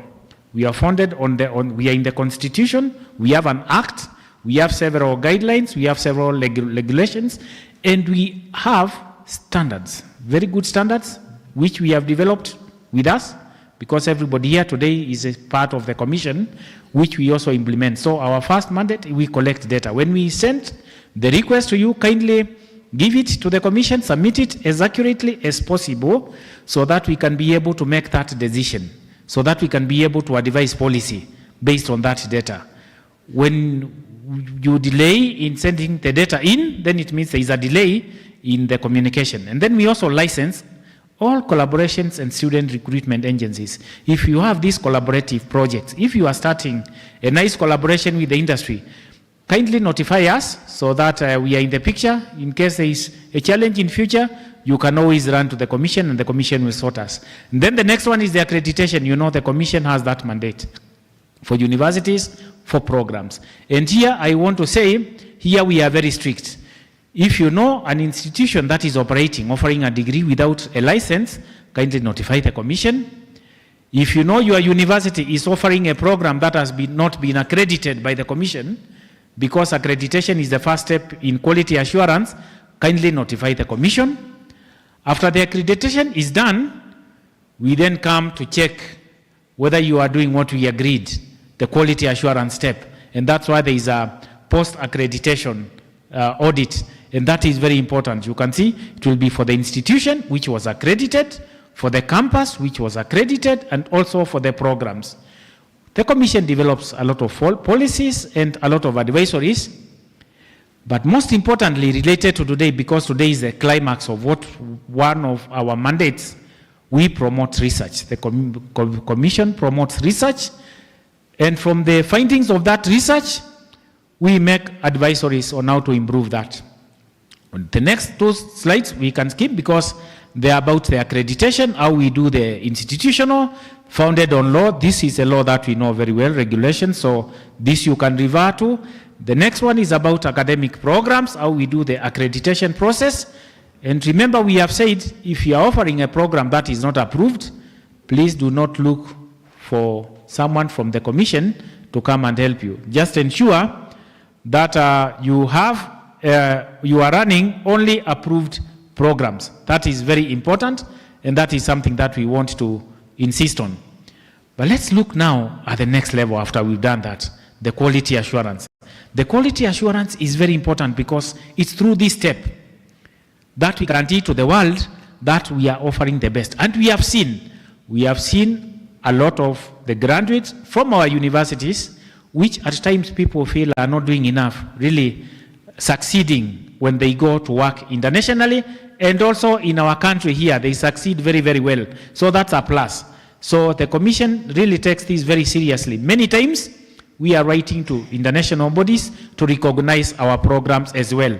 And that is done through several networks, what we also do. But from following the discussions for the last 3 days, some questions come to my mind. How shall we define quality in higher education in future? We have heard a lot about AI taking over. We have heard a lot about students wanting to learn from home, online. So how will we define it? What will be the measures of quality in higher education in future? And then who will be the person who is defining that? Is it the commission or is it the student? That student who is studying from space.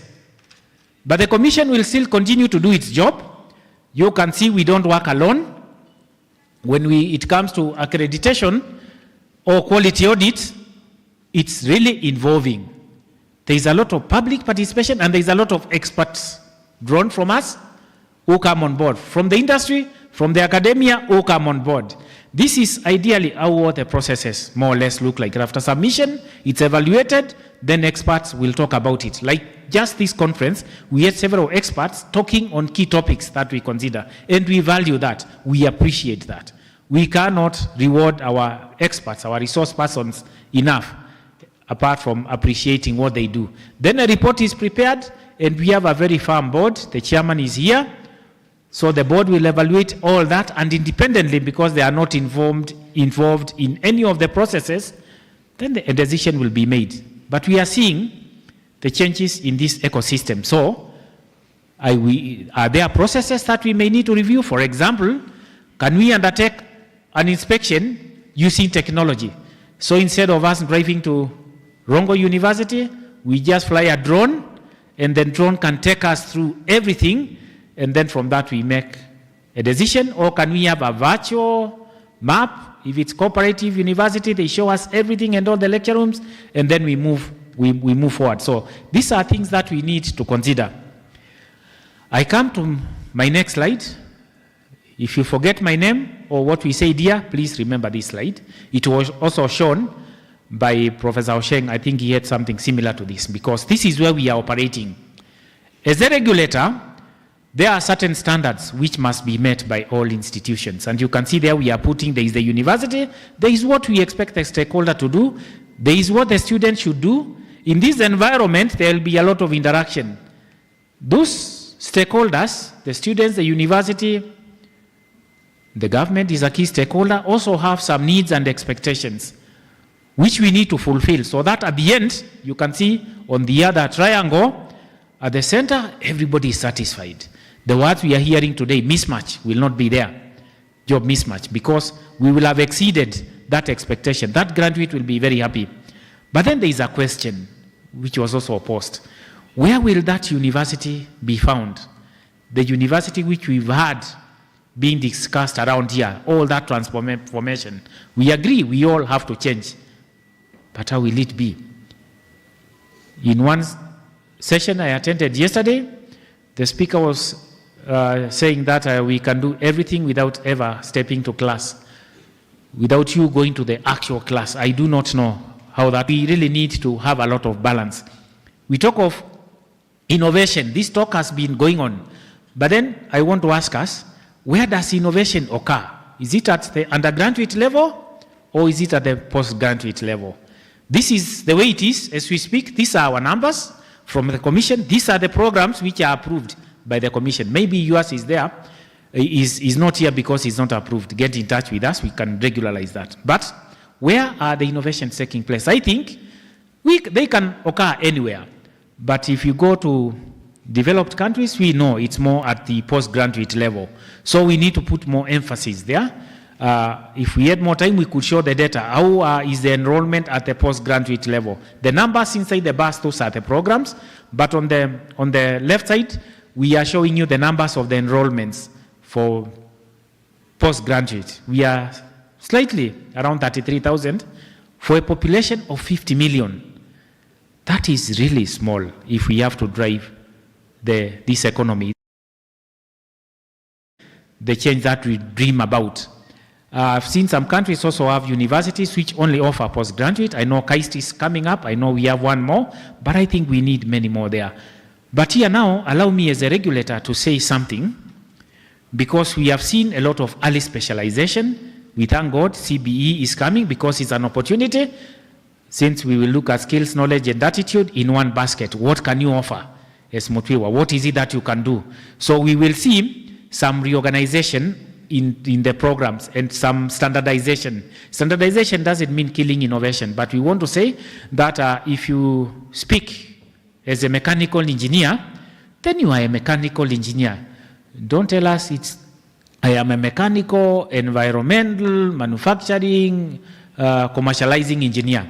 Let's have some sense there. So we will be sharing very soon the nomenclature, the code book that will guide the nomenclature. Now this is the message to the VCs. They need to follow that so that when the programs come to us, if you look at the way CBE is structured post-basic education, then it becomes easier for us to know where we will place it. We want to speak one language because that is important for us. As I finish, I have this slide now, which we have had here, and we also read. We know there is a shortage of resources, but having listened here 3 days, I am more or less convinced that we are sitting on the resources. The resources are in the universities because we've heard about commercialization and a lot of that. But we know, this was said, there is very important need to invest in higher education so that we can drive that economy, those innovations that we want. We know that. Of course, technology has been underscored, has been spoken a lot about here. So we need to embrace that technology. But I'm still sometimes asking myself, then which technology? Because we are the regulators. And where will we adopt that technology? Which one is right? Which one is wrong? Because if you talk of AI, it's a machine learning. If I train that machine to predict accurately that which is false, then I stand to mislead the learner. So we need there, as a commission, as us, to really think about how to do it. And then the last one is for me and you. This is the regulation challenge. In that space, how much regulation is required? Will we be regulators, or will we be more of partners, or just a referee to say, yes, you regulate what you want to learn? Because we had, the student will come to determine, to decide, I only want to learn this topic, then I go to practice. So how can we regulate that? Or will we allow the student to regulate? And that's why we say, we shall be partners. We shall become partners. So that once we partner, then we just say, oh, this one has a quality mark from the Commission for University Education. It is good for Kenya. It is good for the world. We also know that the ecosystem, this space is changing too fast. Many times, world over, regulations come after. Because first, the stage is set, and then we realize, now if we want to regulate this for the good of mankind, this is what we need to do. We heard yesterday from a speaker who was telling us about patents. So I think that is something that all of us, these three challenges, there could be more, we need to think of.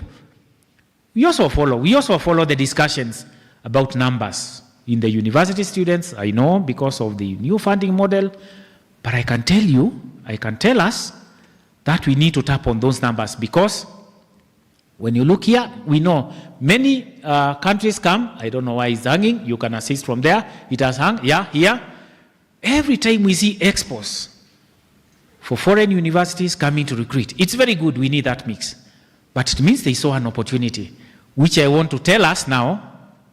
Our local universities, the numbers are there. Let's offer what these teams want.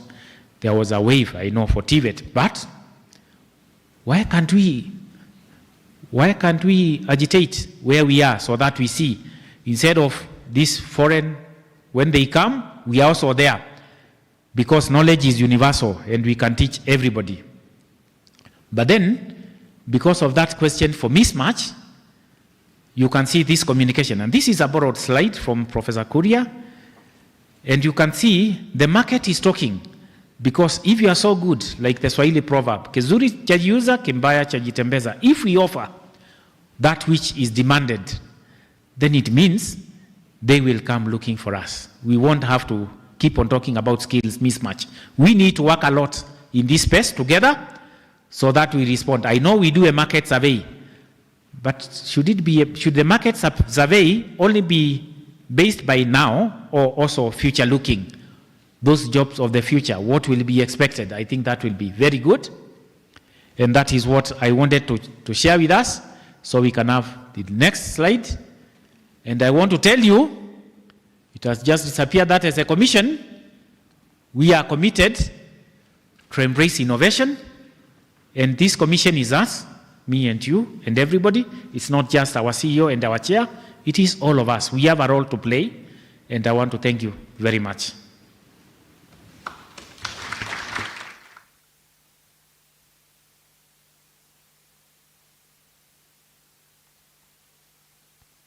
Thank you so much, Professor Mutuiwa and Dr. Eunice Marete, for highlighting what the CUE is doing in terms of regulation, in terms of embracing innovation and the way ahead. Are we talking about a quality mark like the KEBS mark we have on our products? So we will now open for a brief presentation from this team from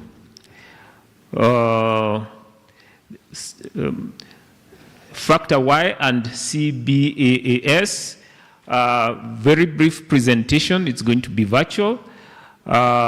We have Philip Asmas, CEO and founder of Factor Y and CBAS, and Andre Varma,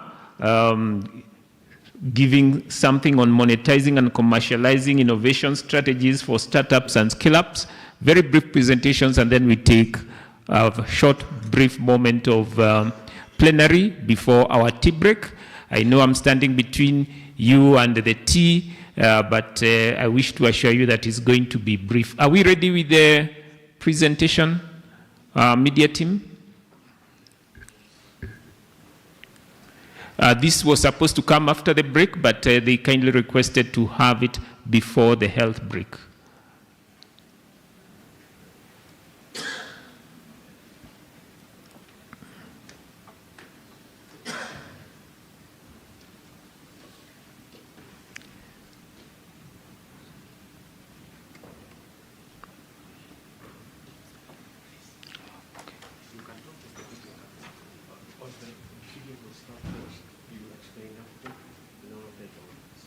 Hello, everyone. My name is Philip. I'm the founder and CEO of Factor Y.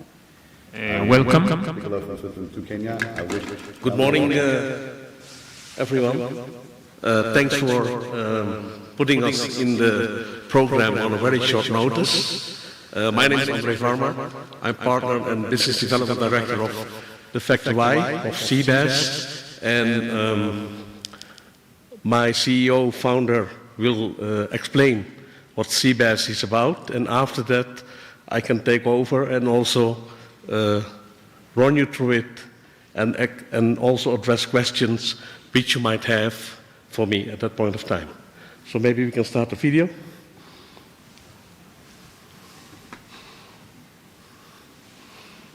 My name is Philip. I'm the founder and CEO of the Factor Y.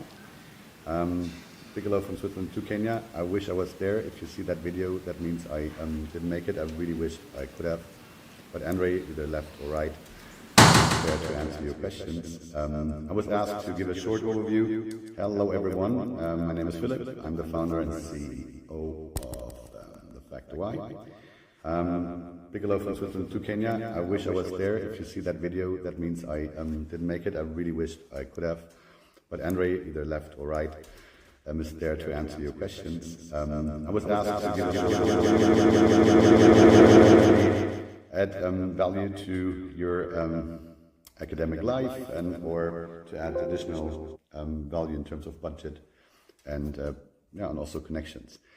So what we're doing is, to bring it really to the point, is we're invented a new, let's say, alternative to monetize your IP, or to, as other people say, especially from the financial sector, the first alternative to venture capital, since venture capital was invented 50 years ago. So that means our service is to build companies in thousands. We basically are automating and standardizing the entrepreneur part and separating the entrepreneur part from the innovator. So every innovator, or basically has like a mature idea, can apply here and book basically this service to build companies. So what we experienced is that not every innovator is an entrepreneur, that 97% of all patents don't get monetized, even we get told. We read every day, innovation is our only hope. Then some practical issues are taking place, and we all know that the most, very often the academic side is hugely underpaid and undervalued. Usually the big pockets win, the money side. We see that not everybody globally has the same chances, right? Depending on where you grow up, you have pluses or minuses. And what we wanted to achieve is to build a completely whole new global ecosystem where every innovator and shelved IP can be monetized through a third party, in this case, us. So you have to imagine like one central entrepreneur and who builds thousands of companies and most of it automated. We got rid of in my opinion, unfair round financing. So everybody knows upfront what they get, basically the exit stakes. So what we add out of your view, potentially if you have a monetization strategy in your university, that you can either incorporate just regular stuff in your company in the hope that it makes it somewhere in 8 to 10 years, or you have a trade sale, then you have your license programs or the royalties, and basically we add a third or fifth, whatever, option to monetize your IP that you can hand in purposeful patents innovations which are shelved, which are unused with a value at the moment at 0, and hand it in with a factor Y. You can do that online. We have a homepage here. I prepared it a bit here. It's like cbas.com, Company Building as a Service. So here you have basically an overview what I just said, right? So why 97% of all innovation gets funding. So you have the 3% here, you see, of the venture capital world and the moonshot programs, and this is awesome, right? We don't touch that. So if you want to become an entrepreneur, you want to risk it yourself, do it. If everything is there, a global infrastructure, a lot of money, and so ever. And we basically are for the 97%. We invented the program for shelved IP, for innovators who don't want to become entrepreneurs, etc. pp. Or don't have the chances, right? Depending where you live on the planet. So basically, you see an overview here, what we offer. So we see that at venture capital plus CBAS in order to bring innovations up to speed and make it suitable or accessible for every country you can deal with politically, right? So this is our system at a glance. It's a round org chart or also flow chart. There's a lot of info in there. You don't have to understand it. But basically we try to build an ego-free ecosystem. We try to, in the back end, try to eliminate all reasons why companies fail. So imagine, let's go through that. You have a great idea. You don't want to monetize it yourself, or it's laying around without purpose, without adding value. You can hand it in at the factor Y. We would score it, right? Of course. And it does have to make sense. It has to solve a problem and whatsoever. And if we accept that, you can basically apply here. So this one under getting started. At the moment, we can just accept applications through a verified third party, so either an innovation center or university or equivalent. So we have like an apply button here, so you can apply as an institution or an individual. Send in the data. If you get accepted, you get a link basically where you can upload the IP. We register it and score it, and then everything is basically automated. We eliminated round financing because, as I told you, I did not like it very much because it always favors the big money and usually plays down the people who risk it all and at the ideas. So I think it's not that fair. So what we invented is and this I think is important to you, it's an impact-driven payout model. So in our system, every party, every stakeholder knows upfront what to get. For example, you as the IP holder, you receive 25% non-dilutive, it's important, equity. That means you don't dilute, right? That's your exit state. Whatever is earned, whatever cash flow comes in, you basically get 25%. Same goes for investors, non-dilutable. We organize them, right? We work with, investment banks, whatever. So to provide automated funding for the companies we set up, right? So important, the innovator in our system does the innovation, and we basically do the rest with experts. So, and organize everything from setting up the company, the funding, marketing stuff, and global distribution to exit, right? This is the service. So what can't be done is we mix both worlds. So venture capital and CBAS. So if we are accountable, we basically do the actions, so and decide. But everybody knows upfront what they get except us, and this is a good thing. We are new ourselves, so there's skepticism, anxiety, whatever. So we are here to take away anxiety. From with the pricing model, we just earn if everybody's successful. Otherwise, we don't, right? So to come back to the process, basically you apply. If you accept it, there is you get like the IP transfer agreement. The IP is transferred to an SPV we set up. We built everything. The equity stake can be seen online. We build it until exit. You get the 25% cut if there is market demand. If there's no market demand, it's failure reason number one, by the way. If there's no market demand, you get back the IP and 100,000 as the worst case. So either there's no market demand, then we let the market decide, 100K, $100,000 plus IP back. If successful, a quarter of all earnings and the exit. We thought it was kind of fair. The goal is to deploy as many innovations as possible, also not just the margin-rich countries, but also every country you can engage politically, right? So, as said in the beginning, it's just like an additional way to monetize your IP and to bring purpose and impact to life with basically shelved IP, right? Or the innovator doesn't want to become the entrepreneur. It's a different way to monetize it, to receive extra budgets. We can do, in the first portfolio, we're going to do 2,500 companies. You can't do it the manual way, like companies are built nowadays, but if you automate that in the back end, it's absolutely possible. And that's what we do. So we're going to prove it as fast as possible. We started already 3 years ago with preparation. We're now ready to go. We had, last October, we did our reference portfolios to adapt the processes in the back end. And now we started to roll it out in India, already in Philippines, now a lot of other countries coming in. And we are happy again to have the chance to talk to you in Kenya. Some other African countries are also coming up. And we try to actually unite the whole globe because we think that everybody's united in the same goals. You want to be successful, you want to have shelter, you want to,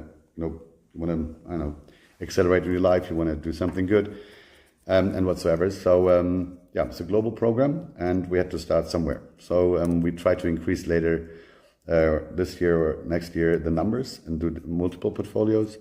So, I think, I hope that you have tons of questions because it's new. It's not just like one product. It's important to understand, right? It's not one app, one product. You have to prove, okay, this works. It's like a whole new ecosystem. We have counted up to 27 USPs. We have 35 proof points where every proof point is also quite heavy lifting. We're now at proof point 31 of 35. So we expect within the next 12 months to turn the first portfolio once completely. It's way faster than traditional company building, but we don't play it that long. So basically our system is like if you compare it from pre-seed to Series B, and then we sell it to a producer, right?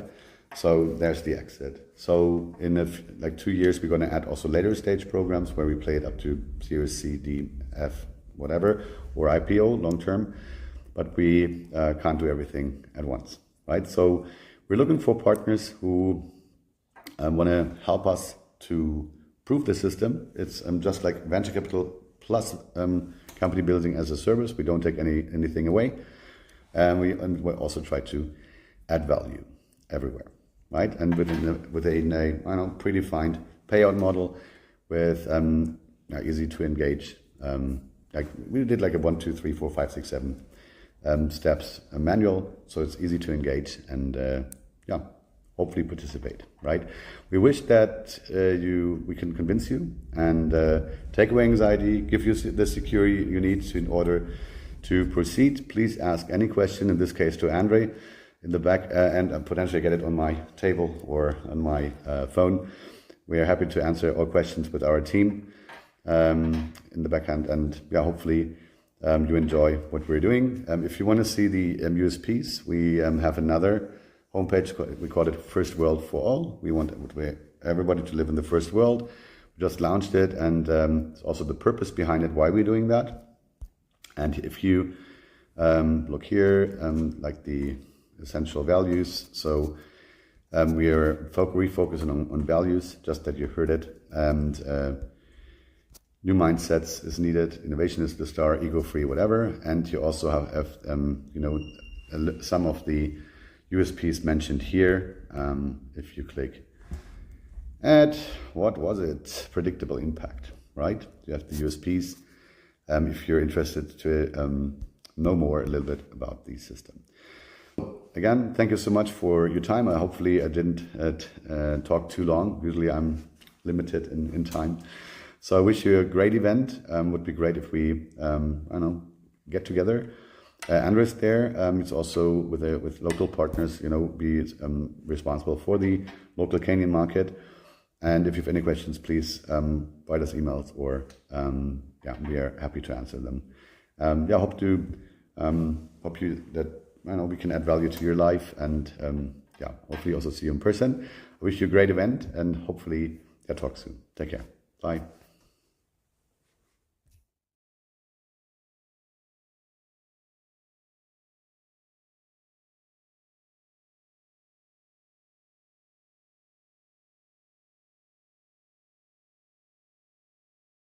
Viewing the video of Philip on explaining the CBAS concept. Some more things to add to it is that it is risk-free for universities or institutions. For everyone it is risk-free, because the moment a university applies to be partner in the Factor Y platform, and you start uploading innovations or patents, you don't upload the patents there immediately. You just apply and give a brief idea about what is the patent about. Maybe you have an MVP, or you have a nice deck, and then it will go into our system where we will start scoring the innovation or the patent. And we are starting normally from IML level 4. It means Innovation Maturity Level 4. That's where we're starting from, and we start onboarding them. Once we accept one of them, then we send out an innovation agreement to the university or to the IP holder to sign that innovation agreement. Once that is set, we will start setting up the company. It will be a UK company on the UK law. That means that that's where at the end, the IP transfer will happen and move into that ISPV, where the IP holder or university holds 25% non-diluted shares. That is how it is, and it is always like that. And it means that from that moment on, it's our responsibility to protect the IP and to do whatever is needed to keep it there. The agreement is signed for 3 years. As Philip just mentioned, if we are not able to do anything with it within 3 years, we will return your IP back to you and pay you $100,000 US. So that's the model. So if you have any IPs on the shelf at the moment, at this point of time, if they are on the shelf, they are, let's say the value is 0 at the moment. If you're not doing anything with it, this is the moment to bring it, let's say, in the Factor Y platform, because we will bring it to the globe. We will internationalize it and increase your market. So it is not only, let's say, for the local market, but we bring it globally. That's mainly what we are doing, and to make it happen. So as we speak, we are in India, operating in India, we're operating in the Philippines, and we will start operating in South Africa as well.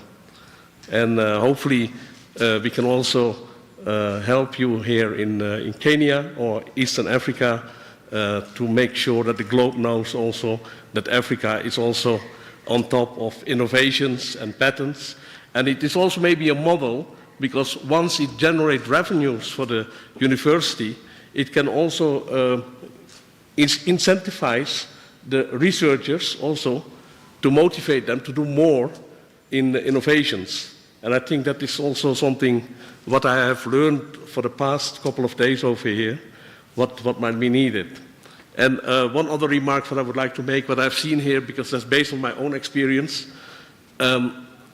lifelong education, that's something what is needed for, I think, graduates or for anyone, because you can have your graduation once, but the market outside is changing rapidly. So the individual is responsible for his own education, and that means you need to adapt and be agile, because change is the only constant. That's what I would like to add to it, and thank you so much for your time and having us here. And if you have any questions, I'm happy to address them. I also have some leaflets with me based on the IML level, so that you can take a look at it. And there's also a QR code on it where you can apply if you would like to. So thank you so much for your time.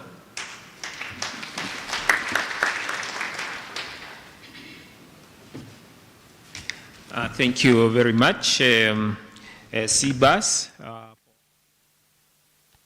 Thank you very much, CBAS, for that presentation. We had the CEO CBAS, Philip Asmus, on video, and we had Business Partner and Development Director, Andre Verma, here present, and he has explained about their concept, about the possibilities of monetizing your IPs. So if you have any patents that you have been sitting on, they have a way of being able to monetize them. And if after 3 years you have not been able to, they have not been able to do something, they will return the IP to you, and on top of that you get $100,000 US. So I think universities here, we are challenged. We need to start moving in this direction. So our time is very far gone. I want to find out whether Dr. Elizabeth is still on the call. Dr. Elizabeth Johnson from APUS, the American Public University System.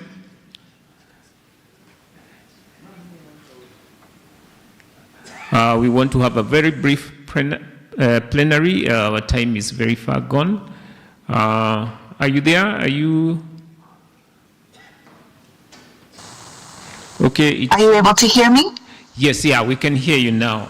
We'll take very brief questions, maybe one from the floor, and then I'll also ask one.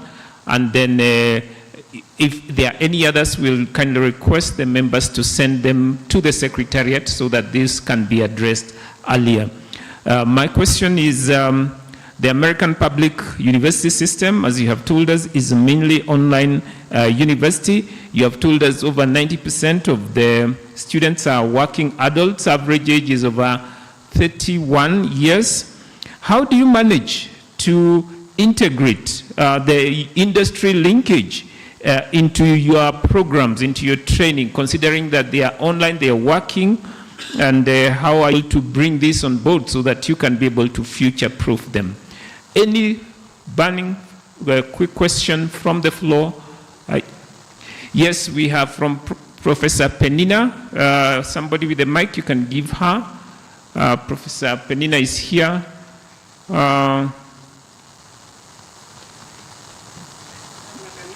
Okay, you can. Penina Alo Buddha, the Vice Chancellor of Masai Mara University. My question follows yours. In her presentation, it looks like the university industry linkage very critical if we are to produce graduates of the workforce tomorrow. In Kenya, we are trying this, but it's not working very well. I was once in a committee that was put in place by the Ministry of Education to develop a framework for university industry linkage. What is this silver bullet that you can share with us that will make us work effectively with the industries? Following up his question and also what Professor Kuria asked earlier, please give us that tip so that we can borrow from the American universities. Thank you. Okay, thank you. There was a brief question from that end, the last one.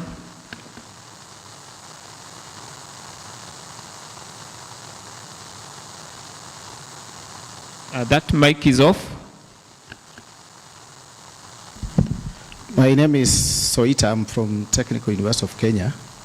I want to ask a question to the CEO of CBUS and Factor Y, whether they have talked of venture capital. Venture capital means you are assisting small businesses to pick up and by giving them money, either in form of loans or, I don't know, grants.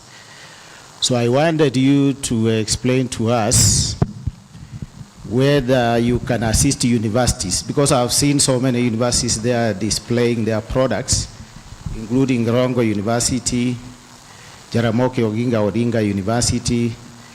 Jaramogi Oginga Odinga University was making silk products. Now the problem with the universities is that they make these products, they leave them at that stage, they don't go into commercial production. So we want to go into mass production, not to leave them at that stage. So your organization, whether it can help us go into mass production, that's the most important thing. Thank you. We'll have Dr. Elizabeth Johnson go first, and then we'll have the CBUS technical director. Thank you. Thank you for those questions. In response to you yourself, Chair, you had asked, how do you link the industry items in an online environment, if I understand correctly? And you are correct. All of our students at American Public University System are taking their education with us online. We've been doing this since the 90s when it was distance education. That is truly how this university was designed. In terms of the ways that we do that it is most effective in that online environment, of the variety of ideas that I shared, there are two. And the first is that experiential learning opportunity that I mentioned, making those connections with industry partners, either locally, regionally, as I said, nationally, globally, wherever you have those connections, and finding out a problem that they are looking to solve. We can take that same problem and put it into 100 sections of a course and have those students work as a group of 20 students, as a group of 10 students, virtually on trying to solve whatever that problem might be. And as I indicated, those problems can vary greatly depending on the university. They could be looking to go into a new community with their product and they're looking for ideas on how to be effective. They could have a cultural issue within their within their company where they're seeing a problem and they're looking for the HR individuals, the human resource individuals to help them to support finding a solution. So that one has worked out very well. And the embedded micro-credentials has also worked out incredibly well in online learning, because again, those exams are set by the credentialing agency, and what we need to do in academia is ensure that everything that student needs to prepare for the exam is integrated into the course materials, and that can easily be done online as well. The Vice Chancellor asked me about the silver bullet and the framework for a linkage with industry. I wish there was a silver bullet. Truly, at the end of the day, it's like anything else, it's building those relationships. And it's really making a connection with one industry, with one company, and using that company relationship as leverage to make relationships with other companies. And then it just comes down to listening. What are they looking for? What do they want? How can you ensure that your graduates are meeting what they want, whether it is a specific technical background, whether it is those soft skills. And I do wish I could say, here's what we've done, here's how it worked, but it truly is an industry by industry, a program by program solution, depending on what the needs of that industry is. The one thing I will say is that when we open our ears and we listen and we design to meet the needs of the career our students are going to go into, as opposed to thinking that we know best, which is so easy for us to do within academia, we do find that those relationships come along pretty quickly and we're able to bridge that gap. Thank you very much, Dr. Johnson, for those responses. Thank you also for taking your time to make your presentation virtually. I'm sure wherever you are, it must be very late, and we really want to appreciate you. Can let us put together and welcome and appreciate Dr. Johnson for her presentation. I'll now welcome from CBAS, the director, to come and also respond to the question. Yeah, thank you very much for your question.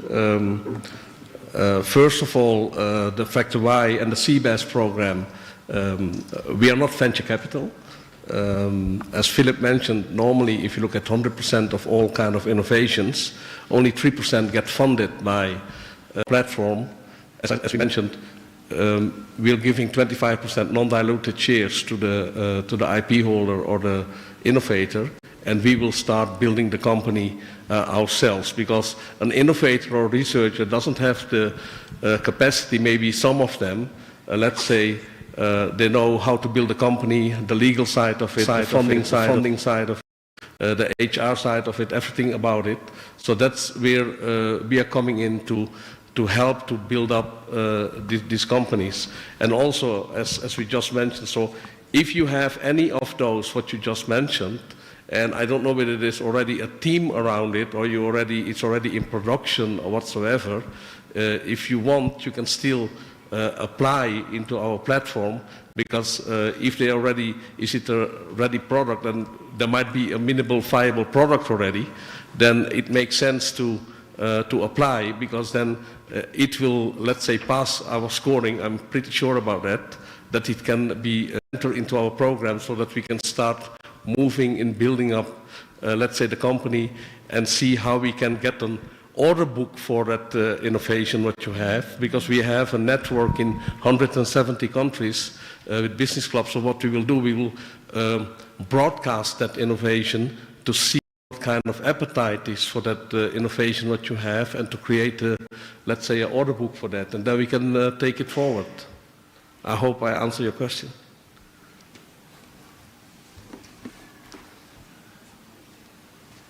Thank you so much, Mr. Andre Varma, for those responses. So we are coming to the end of our session. We will now appreciate the three presentations we have had this morning. We had Dr. Elizabeth Johnson, Provost, American Public University System. We had Professor Abanas Mutuiwa, from the Commission of University Education, together with Dr. Eunice Marete. And we also had a session on monetizing and commercialization of innovations, strategies for startups and scale-ups, with Speaker Philip Asmas and Andre Varma. Let's put our hands together and appreciate the three presenters.